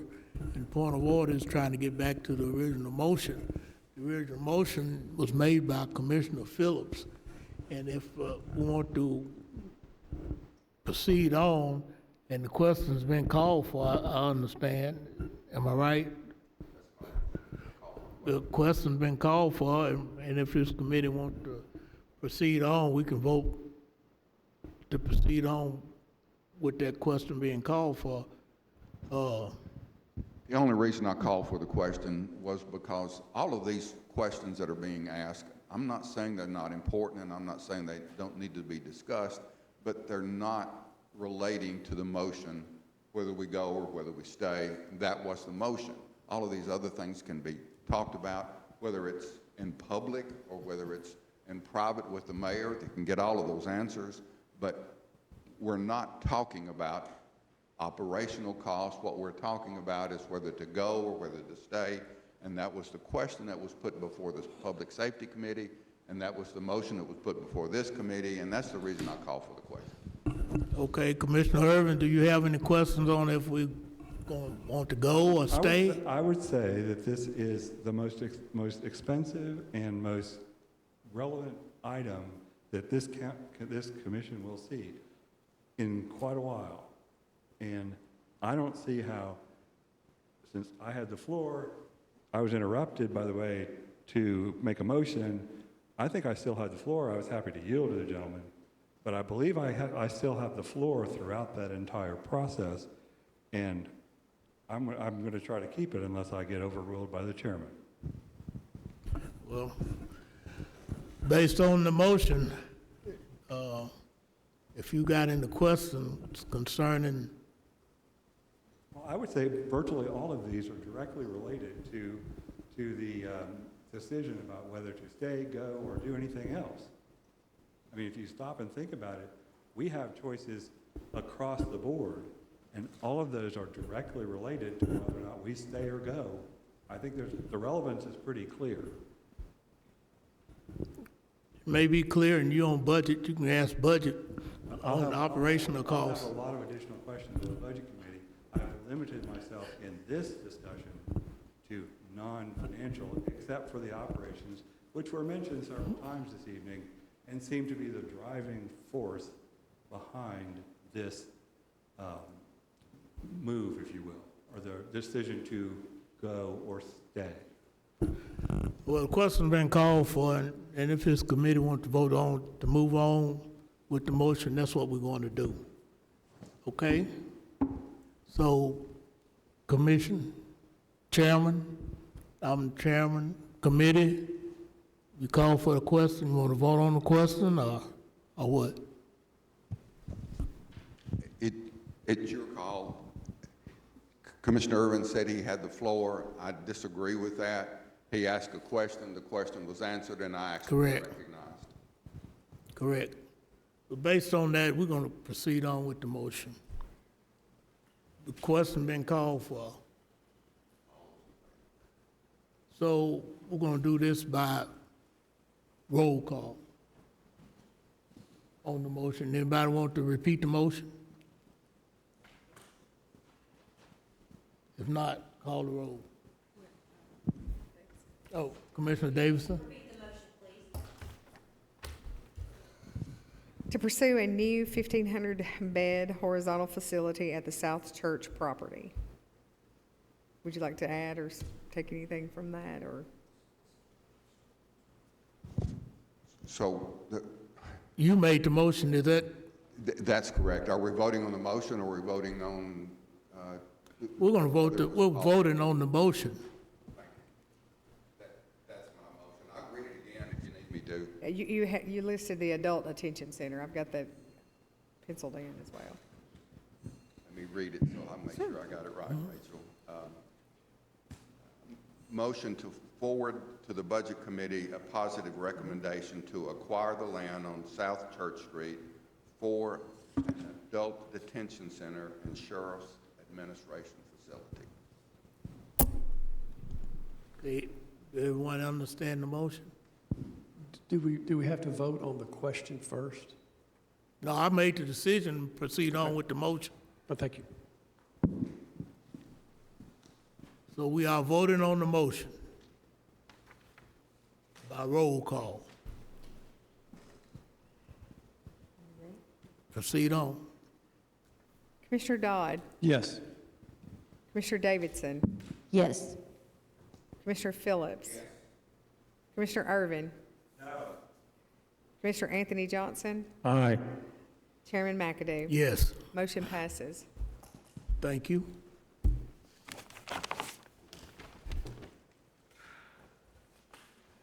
Next on the agenda, Facilities Maintenance Report, Director Dodd.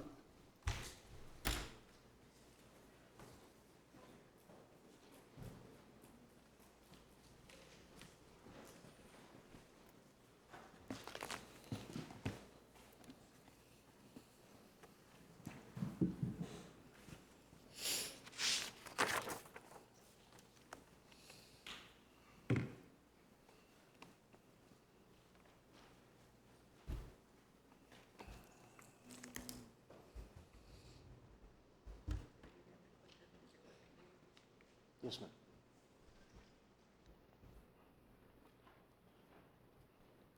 Good evening, Commissioners. I'll start tonight's report off with the Rutherford County Regional Forensics Center. Our last OAC meeting was held Tuesday, June the 23rd. In attendance, Chairman McAdoo, Chairman Johnson, and Commissioner Boyd. The overall site work is now 95% complete. Retainage pond tie-ins are remaining. Drive lanes and parking area curbs and binder are now complete, with a 2-inch top coat and striping and backfill to follow. Storefront glass and glazing are now at 95% complete. Mechanical and plumbing above ceiling work is now complete. Mechanical plumbing and electrical rough-in inspections are also complete. The insulation and drywall work is ongoing. We have asked the contractor to modify 2 half walls in the death investigator's office, and that will provide additional noise reduction in that administrative area, which we toured on Tuesday. This will include doors and glass for viewing windows at an estimated cost and the estimated cost for this modification is $15,000.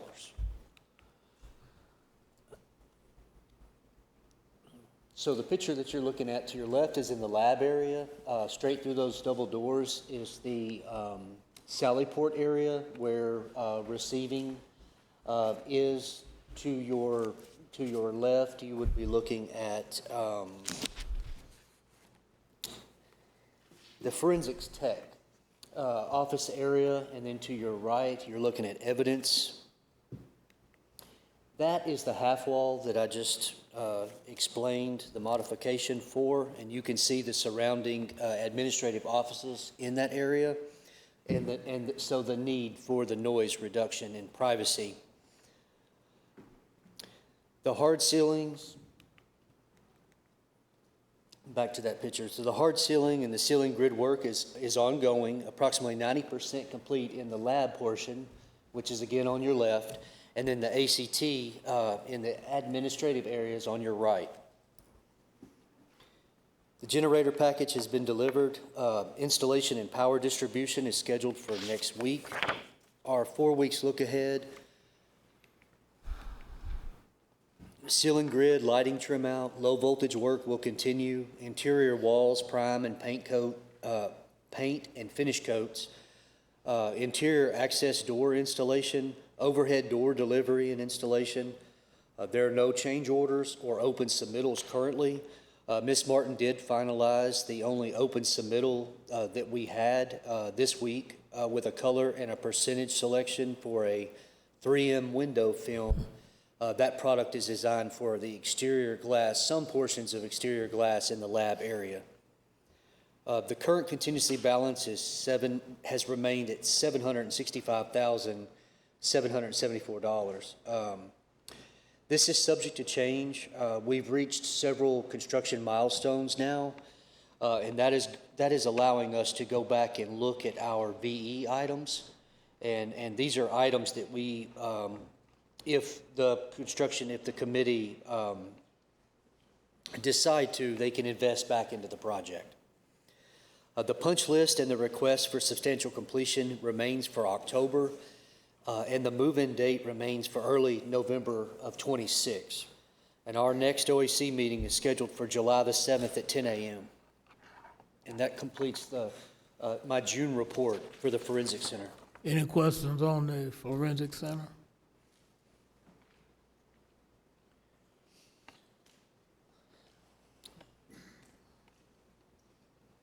I'll move on to the Weekly Lane, the new EMS station, and the Smyrna Clerks expansion. Our pre-construction meeting with KSA and Reeves Young, that meeting was held on June the 8th, followed by our initial OAC meeting on June the 23rd. Also in attendance, Chairman McAdoo, Chairman Johnson, and Commissioner Boyd. The project manager introduced the construction schedule. Mobilization is now ongoing.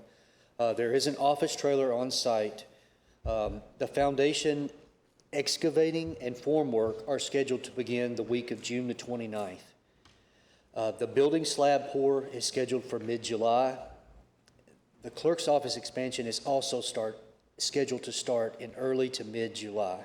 And that completes this month's report on the EMS, the Weekly Lane EMS station, and the Smyrna Clerks expansion. Any questions? Not, proceed on. Commissioners, a few months ago, off and on, throughout the last year or so, we have discussed the Singer Road property off of Murfreesboro Road and Florence. Throughout the month of May through early June, we started an in-house collaborative cleanup project with the Solid Waste Department and the Correctional Work Center. The scope of work included loading and hauling 17 30-yard containers consisting of existing building materials, rock, trees, and brush. Portions of the property have been bush hogged and graded. New posts, cables, and signage have been installed at the entrances.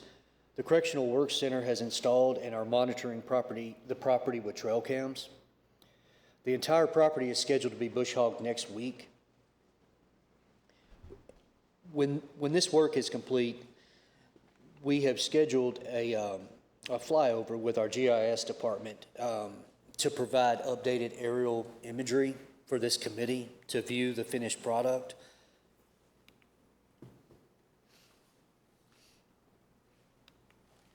And those are your signs and cabling at the entrances. I do want to thank Matt with the Solid Waste Department. I want to thank Superintendent Cope for their assistance, the many man hours that their employees spent working with us on this project. And that completes the report, the update on the Singer Road property. Any questions on it? And finally tonight, I don't have a full, complete report on the Recovery Court project. I know I did update you, this committee, a couple of months ago when we finished our full mechanical replacement at the Recovery Court. That led us into the phase two, further into phase two, which were the interior renovations and pertaining to construction. We should finish up the interior modifications to that building this week.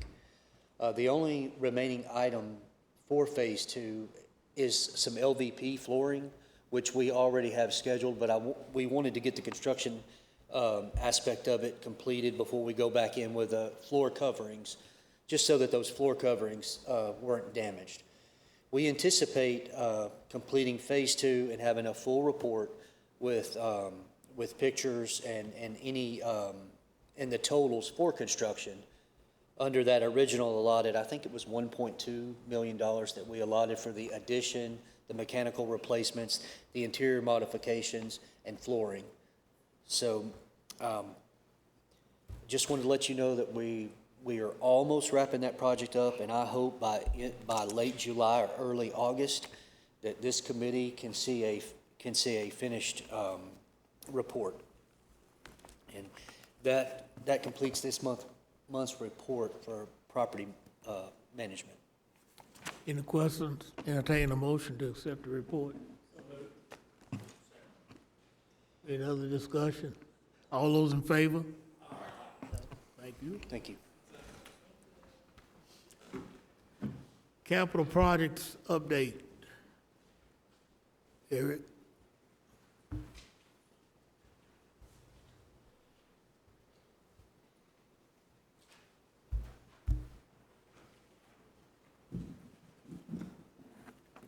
Eric Hennessy, Chief of Staff. So we were here last month and had a great discussion about the capital improvements list. At that time, you guys made some suggestions of things that you would like to see changed. And so we have changed the name to Capital Improvement Plan instead of projects. The Goldstein Building is listed as just Goldstein Building instead of Goldstein Building Cultural Arts Museum. Adam and I met shortly after the last meeting and went over the maintenance cost and the update on that based off of his new budget for 26-27.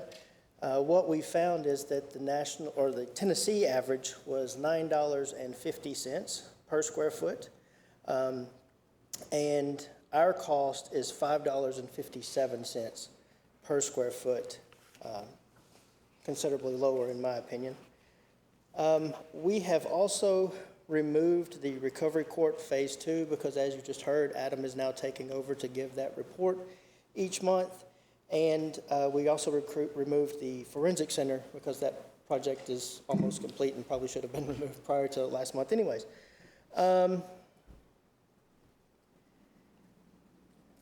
So just to cover a few things, this is, as we've been saying overall, this is a departmental wish list and an attempt to kind of prioritize departmental wishes that at some point in time will be looked at in addition to the school's wish list. Also on here, one of the items that we have is the 814 South Church building. I'm sure that you all recall that building. That was the one that was purchased by the school board and then given back to the county. I don't have any time frame as to where that construction project would take place. It seems to me that the cost of renovation and the utility of that building, probably the cost of renovation is higher than the utility. So that would be my report on the capital improvement plan. If you have any questions. Any questions?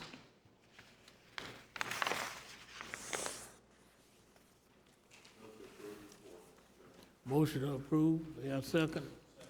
All those in favor? Thank you. Thank you.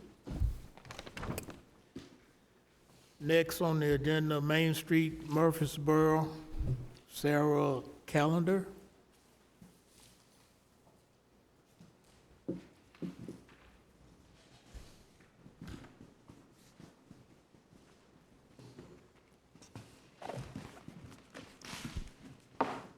Good afternoon, everybody. My name is Sarah Callender. I'm the Executive Director of the MainStreet Murfreesboro program.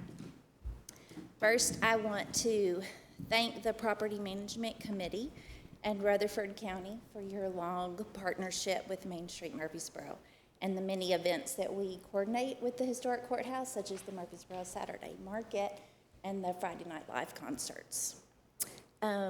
We recognize that allowing these concerts on the courthouse square requires cooperation, and we truly appreciate your support over the past 21 years. I have a quiet voice, I'm sorry.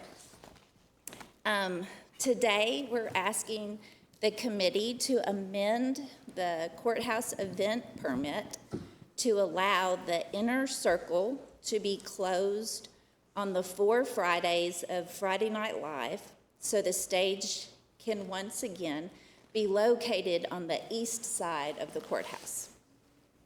After moving the stage to the west side for last month's concert in June, we identified several significant safety and operational concerns. The first and most important concern is public safety. The Murfreesboro Police Department identified traffic flow as a major issue. When the stage is on the west side, Maple Street must be closed. That closure conflicts with one of the busiest exit routes from the square, creating situations where vehicles were attempting to leave while pedestrians were occupying the street. When the stage is located on the east side, Maple Street remains open and traffic exits more efficiently, and police can manage road closures more safely. The east side also provides better visibility for officers monitoring large crowds because there are fewer visual obstructions. In addition, the west side contains a greater concentration of restaurants and bars. Keeping Maple Street open allows customers to continue accessing those businesses throughout the evening. Second are production and infrastructure safety concerns. The west side slopes significantly downhill. Our staging company, Concert Production, experienced equipment shifting during setup, requiring additional measures to keep speakers and stage components secure. Once the band began performing, the stage actually moved because it was not on level ground. The slope also creates electrical concerns. Power cables run across the street, and water naturally drains toward that area. During last month's concert, water from rooftop maintenance flowed directly into the sound equipment. Had that occurred if there had been rain earlier in the day, which sometimes happens during our concerts, it could have created both equipment damage and electrical hazards. Finally, attendee safety and comfort were impacted. With the stage on the west side, the audience sat in direct afternoon sun on hot pavement until nearly 8:45 p.m. The courthouse no longer provided shade, and officers expressed concern about heat-related issues, especially since many of our attendees are older adults. We understand why the permit was changed. The goal was to preserve daytime courthouse parking by keeping part of the inner circle open while the stage was assembled. Rather than simply asking to return to the previous arrangement, Main Street worked with the county trustee's office to find a solution that addresses those parking concerns. Together, we've developed 2 practical steps. First, the City of Murfreesboro has approved reserving 10 parking spaces on Church Street directly across from the courthouse, including 2 accessible spaces for courthouse visitors. Main Street will install and maintain the signage identifying those spaces for courthouse use on the days that we have the concerts and that the inner circle is closed. Second, instead of closing the inner circle on Thursday afternoon, Main Street will coordinate with county maintenance to close it on Friday morning. This preserves parking for Thursday evening county commission meetings, while still allowing adequate time for the stage to be set up. We believe this solution balances the courthouse's operational needs with public safety and the successful operation of Friday Night Live concerts. These concerts take place 4 times a year, June, July, August, and September, but they bring approximately 5,000 people to our historic downtown during each concert. They support local businesses, strengthen our sense of community, and provide a free, family-friendly event that brings together residents of all ages and demographics. For 21 years, Friday Night Live concerts have successfully operated with the stage on the east side of the courthouse. We respectfully ask the committee to allow us to return to that proven setup while implementing the parking accommodations we've worked collaboratively to provide. Thank you for your time, your partnership, and your consideration. I've got Captain Brian Anderson from the Murfreesboro City PD and Jocelyn Smith with Concert Production, if you guys have specific questions for them. And I have a map showing the parking spaces that we have approval for to close and to put signage up that says, and we'll work with the trustee's office. We've already talked about coming up with the correct verbiage so that it's clear that it's for courthouse parking only. So whatever the trustee's office tells me they want the wording to say. So I'll pass these out, but if you guys have questions for them, please ask. Do anyone have questions? Commissioner Phillips? I'd like to suspend the rules if we could and ask for comments from either Mayor Carr or Chief of Staff Eric Hennessy on this particular topic and get their feelings on it. We hear a motion, a second. All those in favor? Who seconded it? Okay. The mayor is coming up.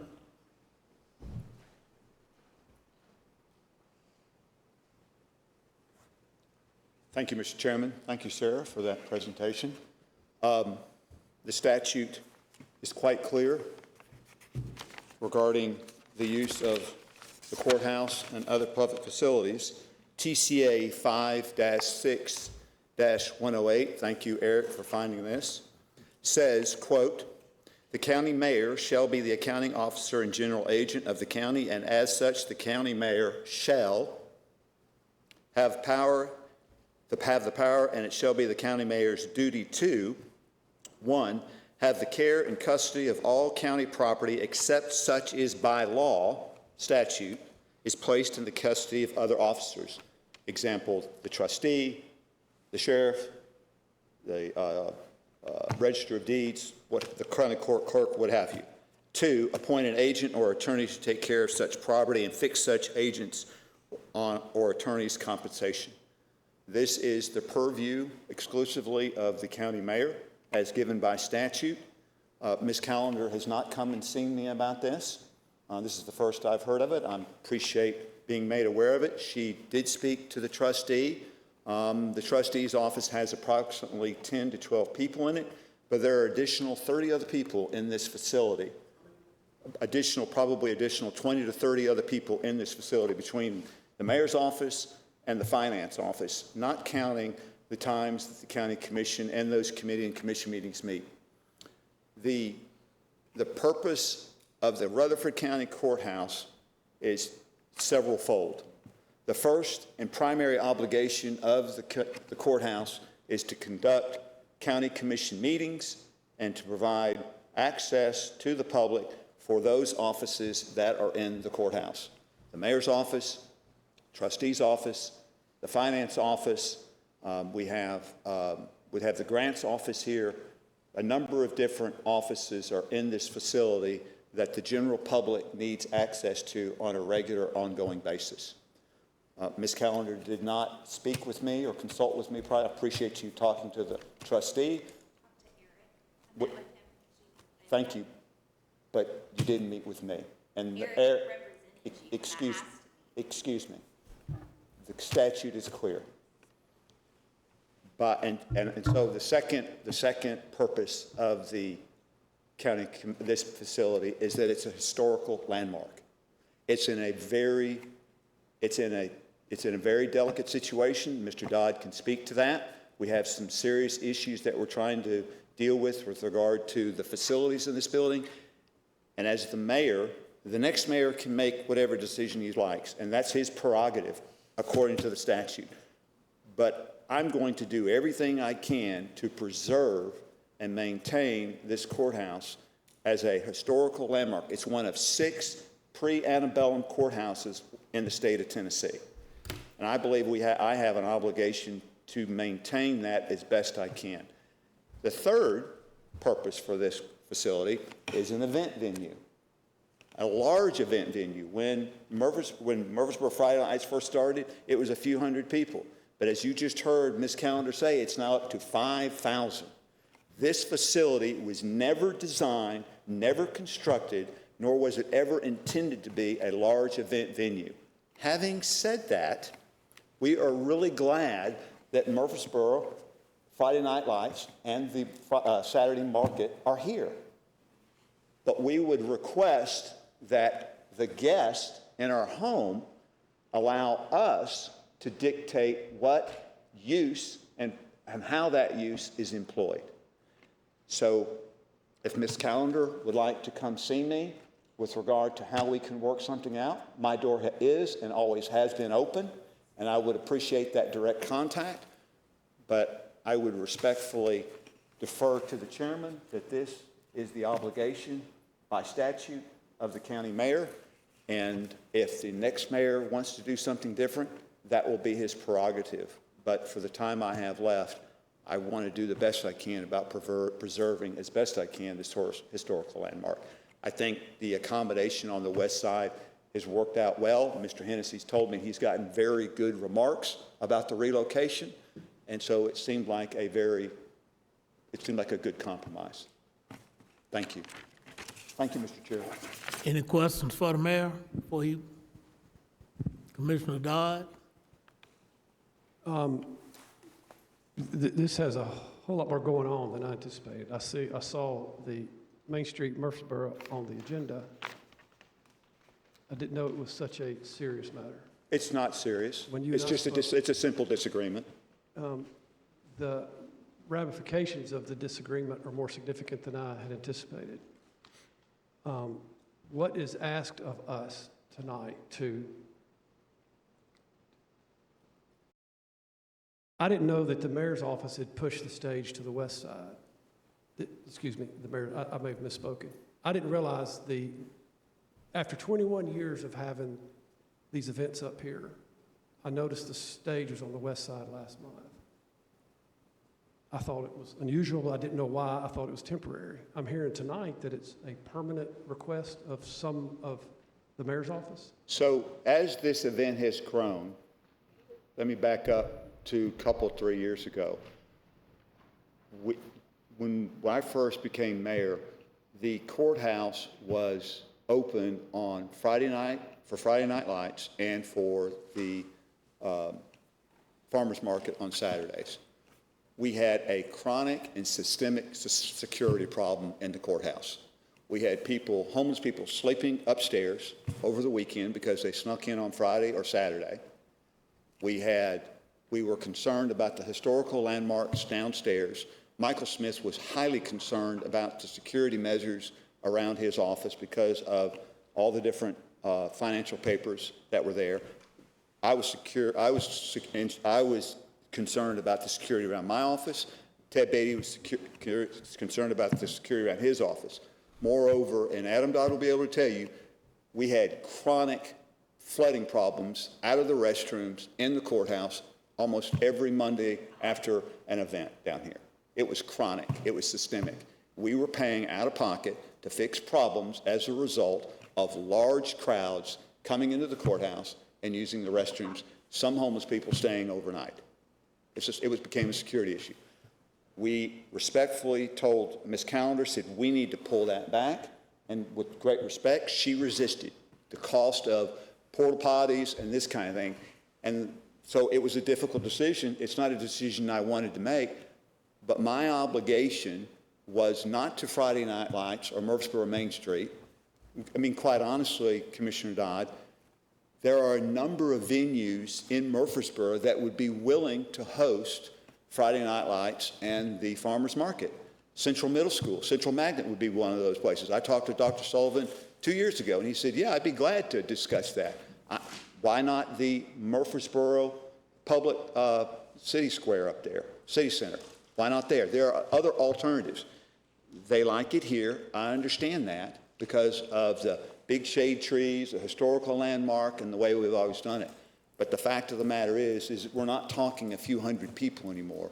We're now talking 5,000 people, and that is a different scale for us to absorb and do so in a manner that protects this building and the operations that necessarily have to take place.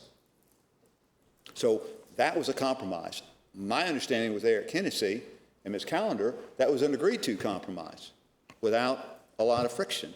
Now, having said that, when I'm done, having said that, I understand now that Ms. Callender has a disagreement about that, but that was my understanding. After 21 years of some successful relationship with Main Street and the county, I'm shocked that this is in my district. I've been attending these events for my whole life. These current events in the last 21 years of my life. And to hear that there's such a controversy that just gets laid in our lap I'm just shocked that, this has risen to the point of we're asked to make a decision about disrupting a relationship that's been going on for decades. I don't know what we're expected to do here. I hate for you two to have to debate one another in front of us, or I disagree with your assessment. I don't think this is a big deal at all. I think we've worked out a compromise, an amenable compromise. Mr. Hennessy, Ms. Callender worked out that compromise. My understanding it was going well. Ms. Callender comes here tonight, says it's not going well. I would say that one time is not a good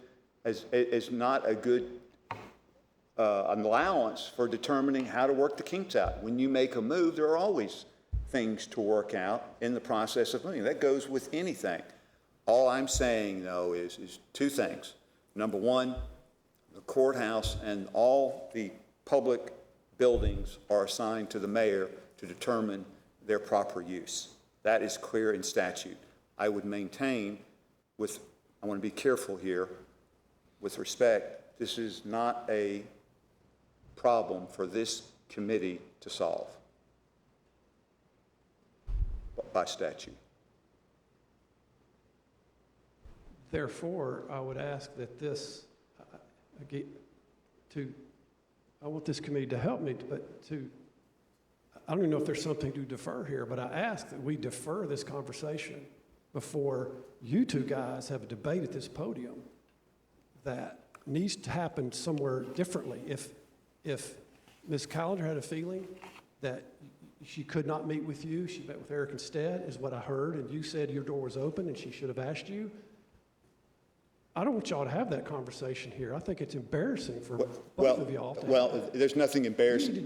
We need to take this behind closed doors. Well, Understand what the Main Street Incorporated needs are, what harm has been done to the county that we're just hearing about.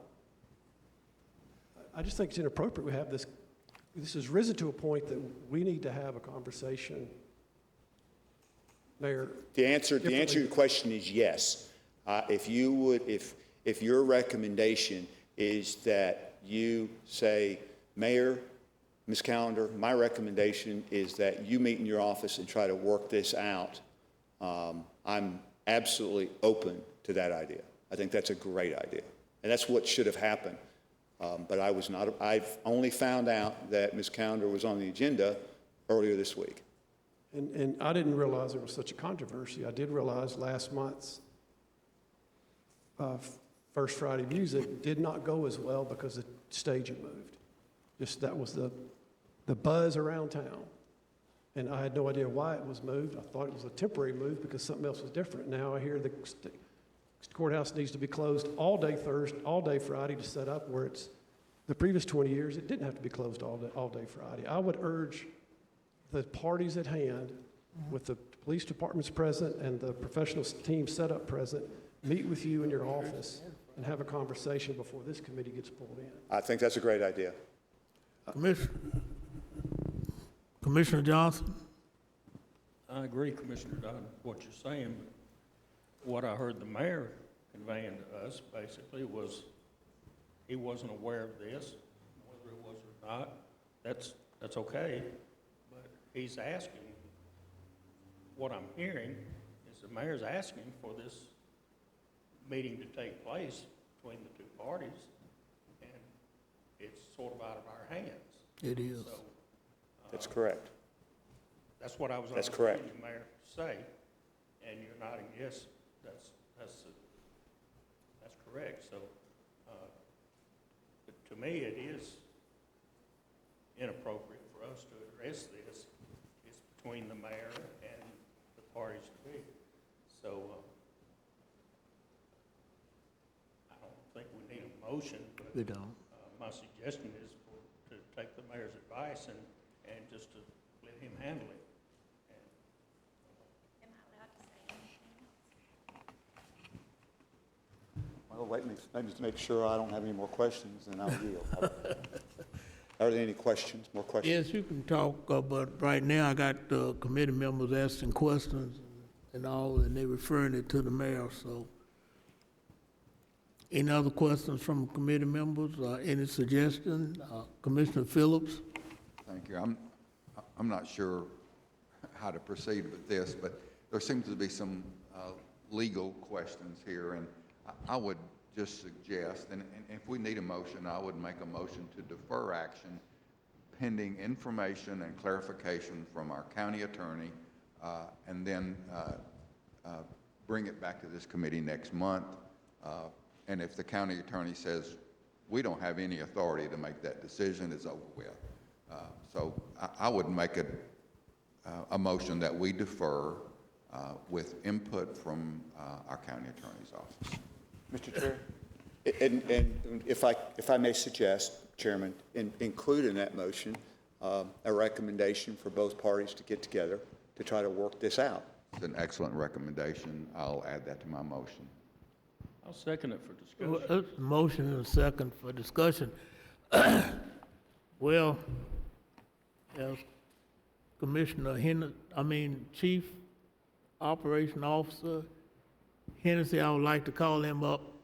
And the reason I'm calling him up because the question to the county attorney was asked. It was asked. And the county attorney specifically stated that it was up to us to make the decision Am I right on the usage? He did.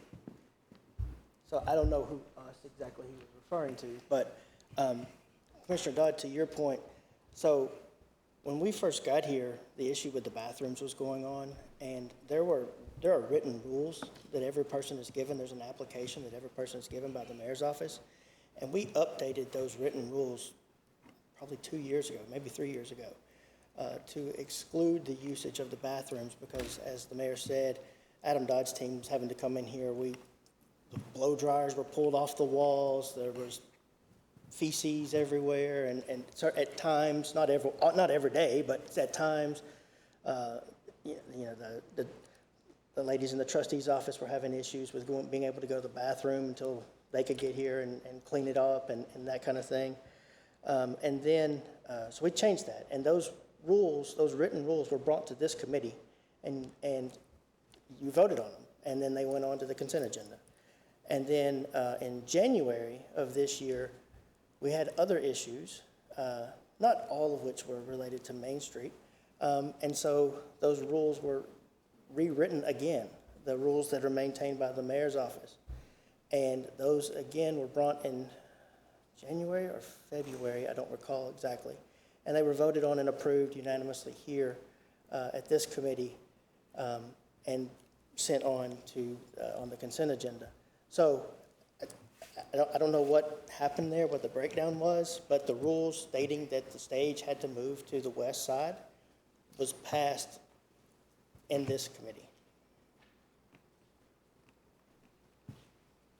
The specific recommendation to move the stage was Yes. discussed in this body, and we approved it? I came up and had the rules on SharePoint, and The rule said the stage is moved to the other side of the... yes, sir. I can give you a copy of them.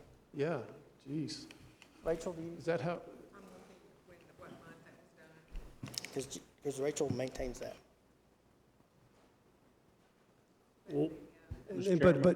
but it wasn't, Go ahead, Commissioner Johnson. Everything that Eric. Chief Staff, I'm sorry, because I didn't want to call him Eric. But Chief Staff has spoken the truth here. All this came before us, before all the problems that we had, and there was resistance, but it happened. Whether it worked out great for them moving on this side, that's another story. The thing is, it fixed the problems that we were having here. The mayor, I know, and I was one of them that voiced the concern that, I had 3 back surgeries. I couldn't walk a distance to the courthouse, but we weren't permitted to park up here for our meetings. So I brought that up to the mayor, and I know other commissioners did too. They were kind of frustrated, well, not kind of, we were frustrated that it was shut down. And really, for us, there was no reason to see it shut down because when we left here, nothing was being done that night other than we couldn't use our parking spaces. Like the mayor said, they are guests in our home, and, guests don't demand what's done in your home. They go along with what needs to be done. What they do is a great thing, but they've outgrown this area. They've completely outgrown it. I don't know if the plaza, Murfreesboro City Plaza, would work for these events. If it's not satisfactory for what we've made accommodations for, then maybe it's time to look for another area. But what was done in moving the stage has fixed the problems that the county had and that the mayor was responsible for under the TCA. And like I stated before, I didn't think we needed a motion because we need to let the mayor and Ms. Collender address this in the mayor's office or wherever they decide to be. Thank you. And Mr. Chairman, the motion was made for my clarification. I think the committee's clarification. The mayor indicated that he had the authority to make decisions on how this property is used. And if that's the case, then this committee has no decision to make. And that was the purpose of my motion, is to get our county attorney to give us that clarification, report back to this committee. And the mayor made a suggestion that I think was outstanding, that the two parties get together and have additional conversation. And I think that's the direction we need to go. For us to make a decision that may not be a legal decision would be inappropriate tonight. And I think that's what Commissioner Dodd and Commissioner Johnson is also saying. So let's just delay it. Let's once again defer this topic to next month and allow the county attorney to give us his input and also allow these two parties to get together. And I'll just go ahead and add that I'm a former board member of Main Street years ago. And I love the work that you guys do and have done, and look forward to the work you continue to do. And let me just say, we got people from Murfreesboro here. Why don't you answer that question? Why don't you move to the plaza? Why? It's never been requested to me. The reason I'm here tonight is the safety concerns of the west side. I understand that, okay? But it seems to be a plausible question that, you know, the plaza there is concrete, parking garage and all that kind of stuff. So Well, I don't just think from my it's personal opinion, why couldn't you move it there? It's still downtown. If you think about the capacity, if we're talking about the concert growing, it's not affecting the courthouse because the people go out into the city streets. There's only so many people who can fit on the inner circle. So whether you're on the west side or the east side, that doesn't change how we use the courthouse. It's the same amount of people. It's the growing number of people stretch out either down Maple Street or down Church Street and Main Street. And that's a city thing, that's not a county thing. That amount of people would not fit on the Civic Plaza. As far as moving like the farmer's market and the concerts to Central Magnet School, Main Street's mission is to bring people downtown. So we will never have events that take place somewhere else because that's not bringing people and exposing them to walk around the downtown. The plaza would absolutely positively not work. It's bringing people downtown. They could still be out in the street. The capacity, it could not hold that many people. That's why nobody has events on the plaza. Go talk to the city council. They don't have events. Didn't you hear what the mayor said? Capacity is a problem here. But I'm saying whether you're on the other east side or the west side, the same amount of people are sitting on the courthouse. It's the capacity is that we have the streets to open up for people to sit on. So What's the difference in people being out in the streets here and people being out in the streets in the plaza? I don't get it. How would they see the stage on the plaza if they're on Vine Street? Both are downtown. They'll be out in the streets. But you wouldn't see the plaza if you're on Vine Street. Mr. Chairman. Commissioner Johnson? Thank you for answering that question. You know, you prefer the courthouse, okay? It's my understanding. I understand that. Commissioner Johnson? It's my understanding the reason we moved to this side was so the courthouse could function like it should and accommodate what was going on. But what was being done was the courthouse was being shut down basically. As far as parking, we had no parking to come and conduct our business. We moved to that side, the other side of the square or the courthouse, so that we could still conduct our business, have our parking, and then we're out of here and they can set up. Like I said, when we leave our meetings on the nights that they've shut down, They haven't done anything that that justified shutting down the parking. That was the problem, along with originally the bathroom problems, destruction of county property and all that Eric had mentioned. But what he said was true. But TCA says it's the mayor's job to talk with these people, or anybody else that wants to use these grounds, or any other building, and hash all this out. Can I make this one last? No, We Commissioner- have to I call for the question. The question was to defer, talk to. question been called for. And we started bringing up, why don't you move to the plaza? This has gone too far. We're embarrassing Ms. Collender. We're putting her on the spot. We don't know how we got here. Eric said we voted on this, and it's. We did, we looked it up, if you want to read it. We've got the minutes, we've got it covered. We had it one time on the west side. The party that's had it on the west side has come back and said, we would like to revisit the issue because it didn't work well.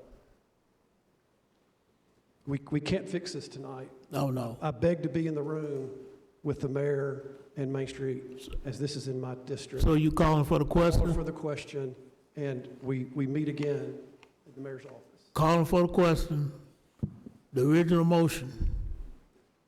And the original motion was for the mayor and Main Street to get together for further conversation and for our county attorney to give this committee legal opinion on what authority we have and what authority the mayor has. Does that make sense, Commissioner Dodd?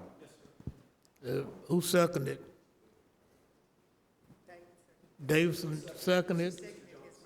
The original second was Anthony. Commissioner Johnson? Okay, question been called for the original motion, call the roll. Commissioner Irvin? Commissioner Phillips? Yes. Commissioner Davidson? Yes. Commissioner Dodd? Yes. Commissioner Anthony Johnson? Chairman McAdoo? Yes. Motion passes. Okay, is there any other business to come before this committee tonight? If not, entertain a motion to adjourn.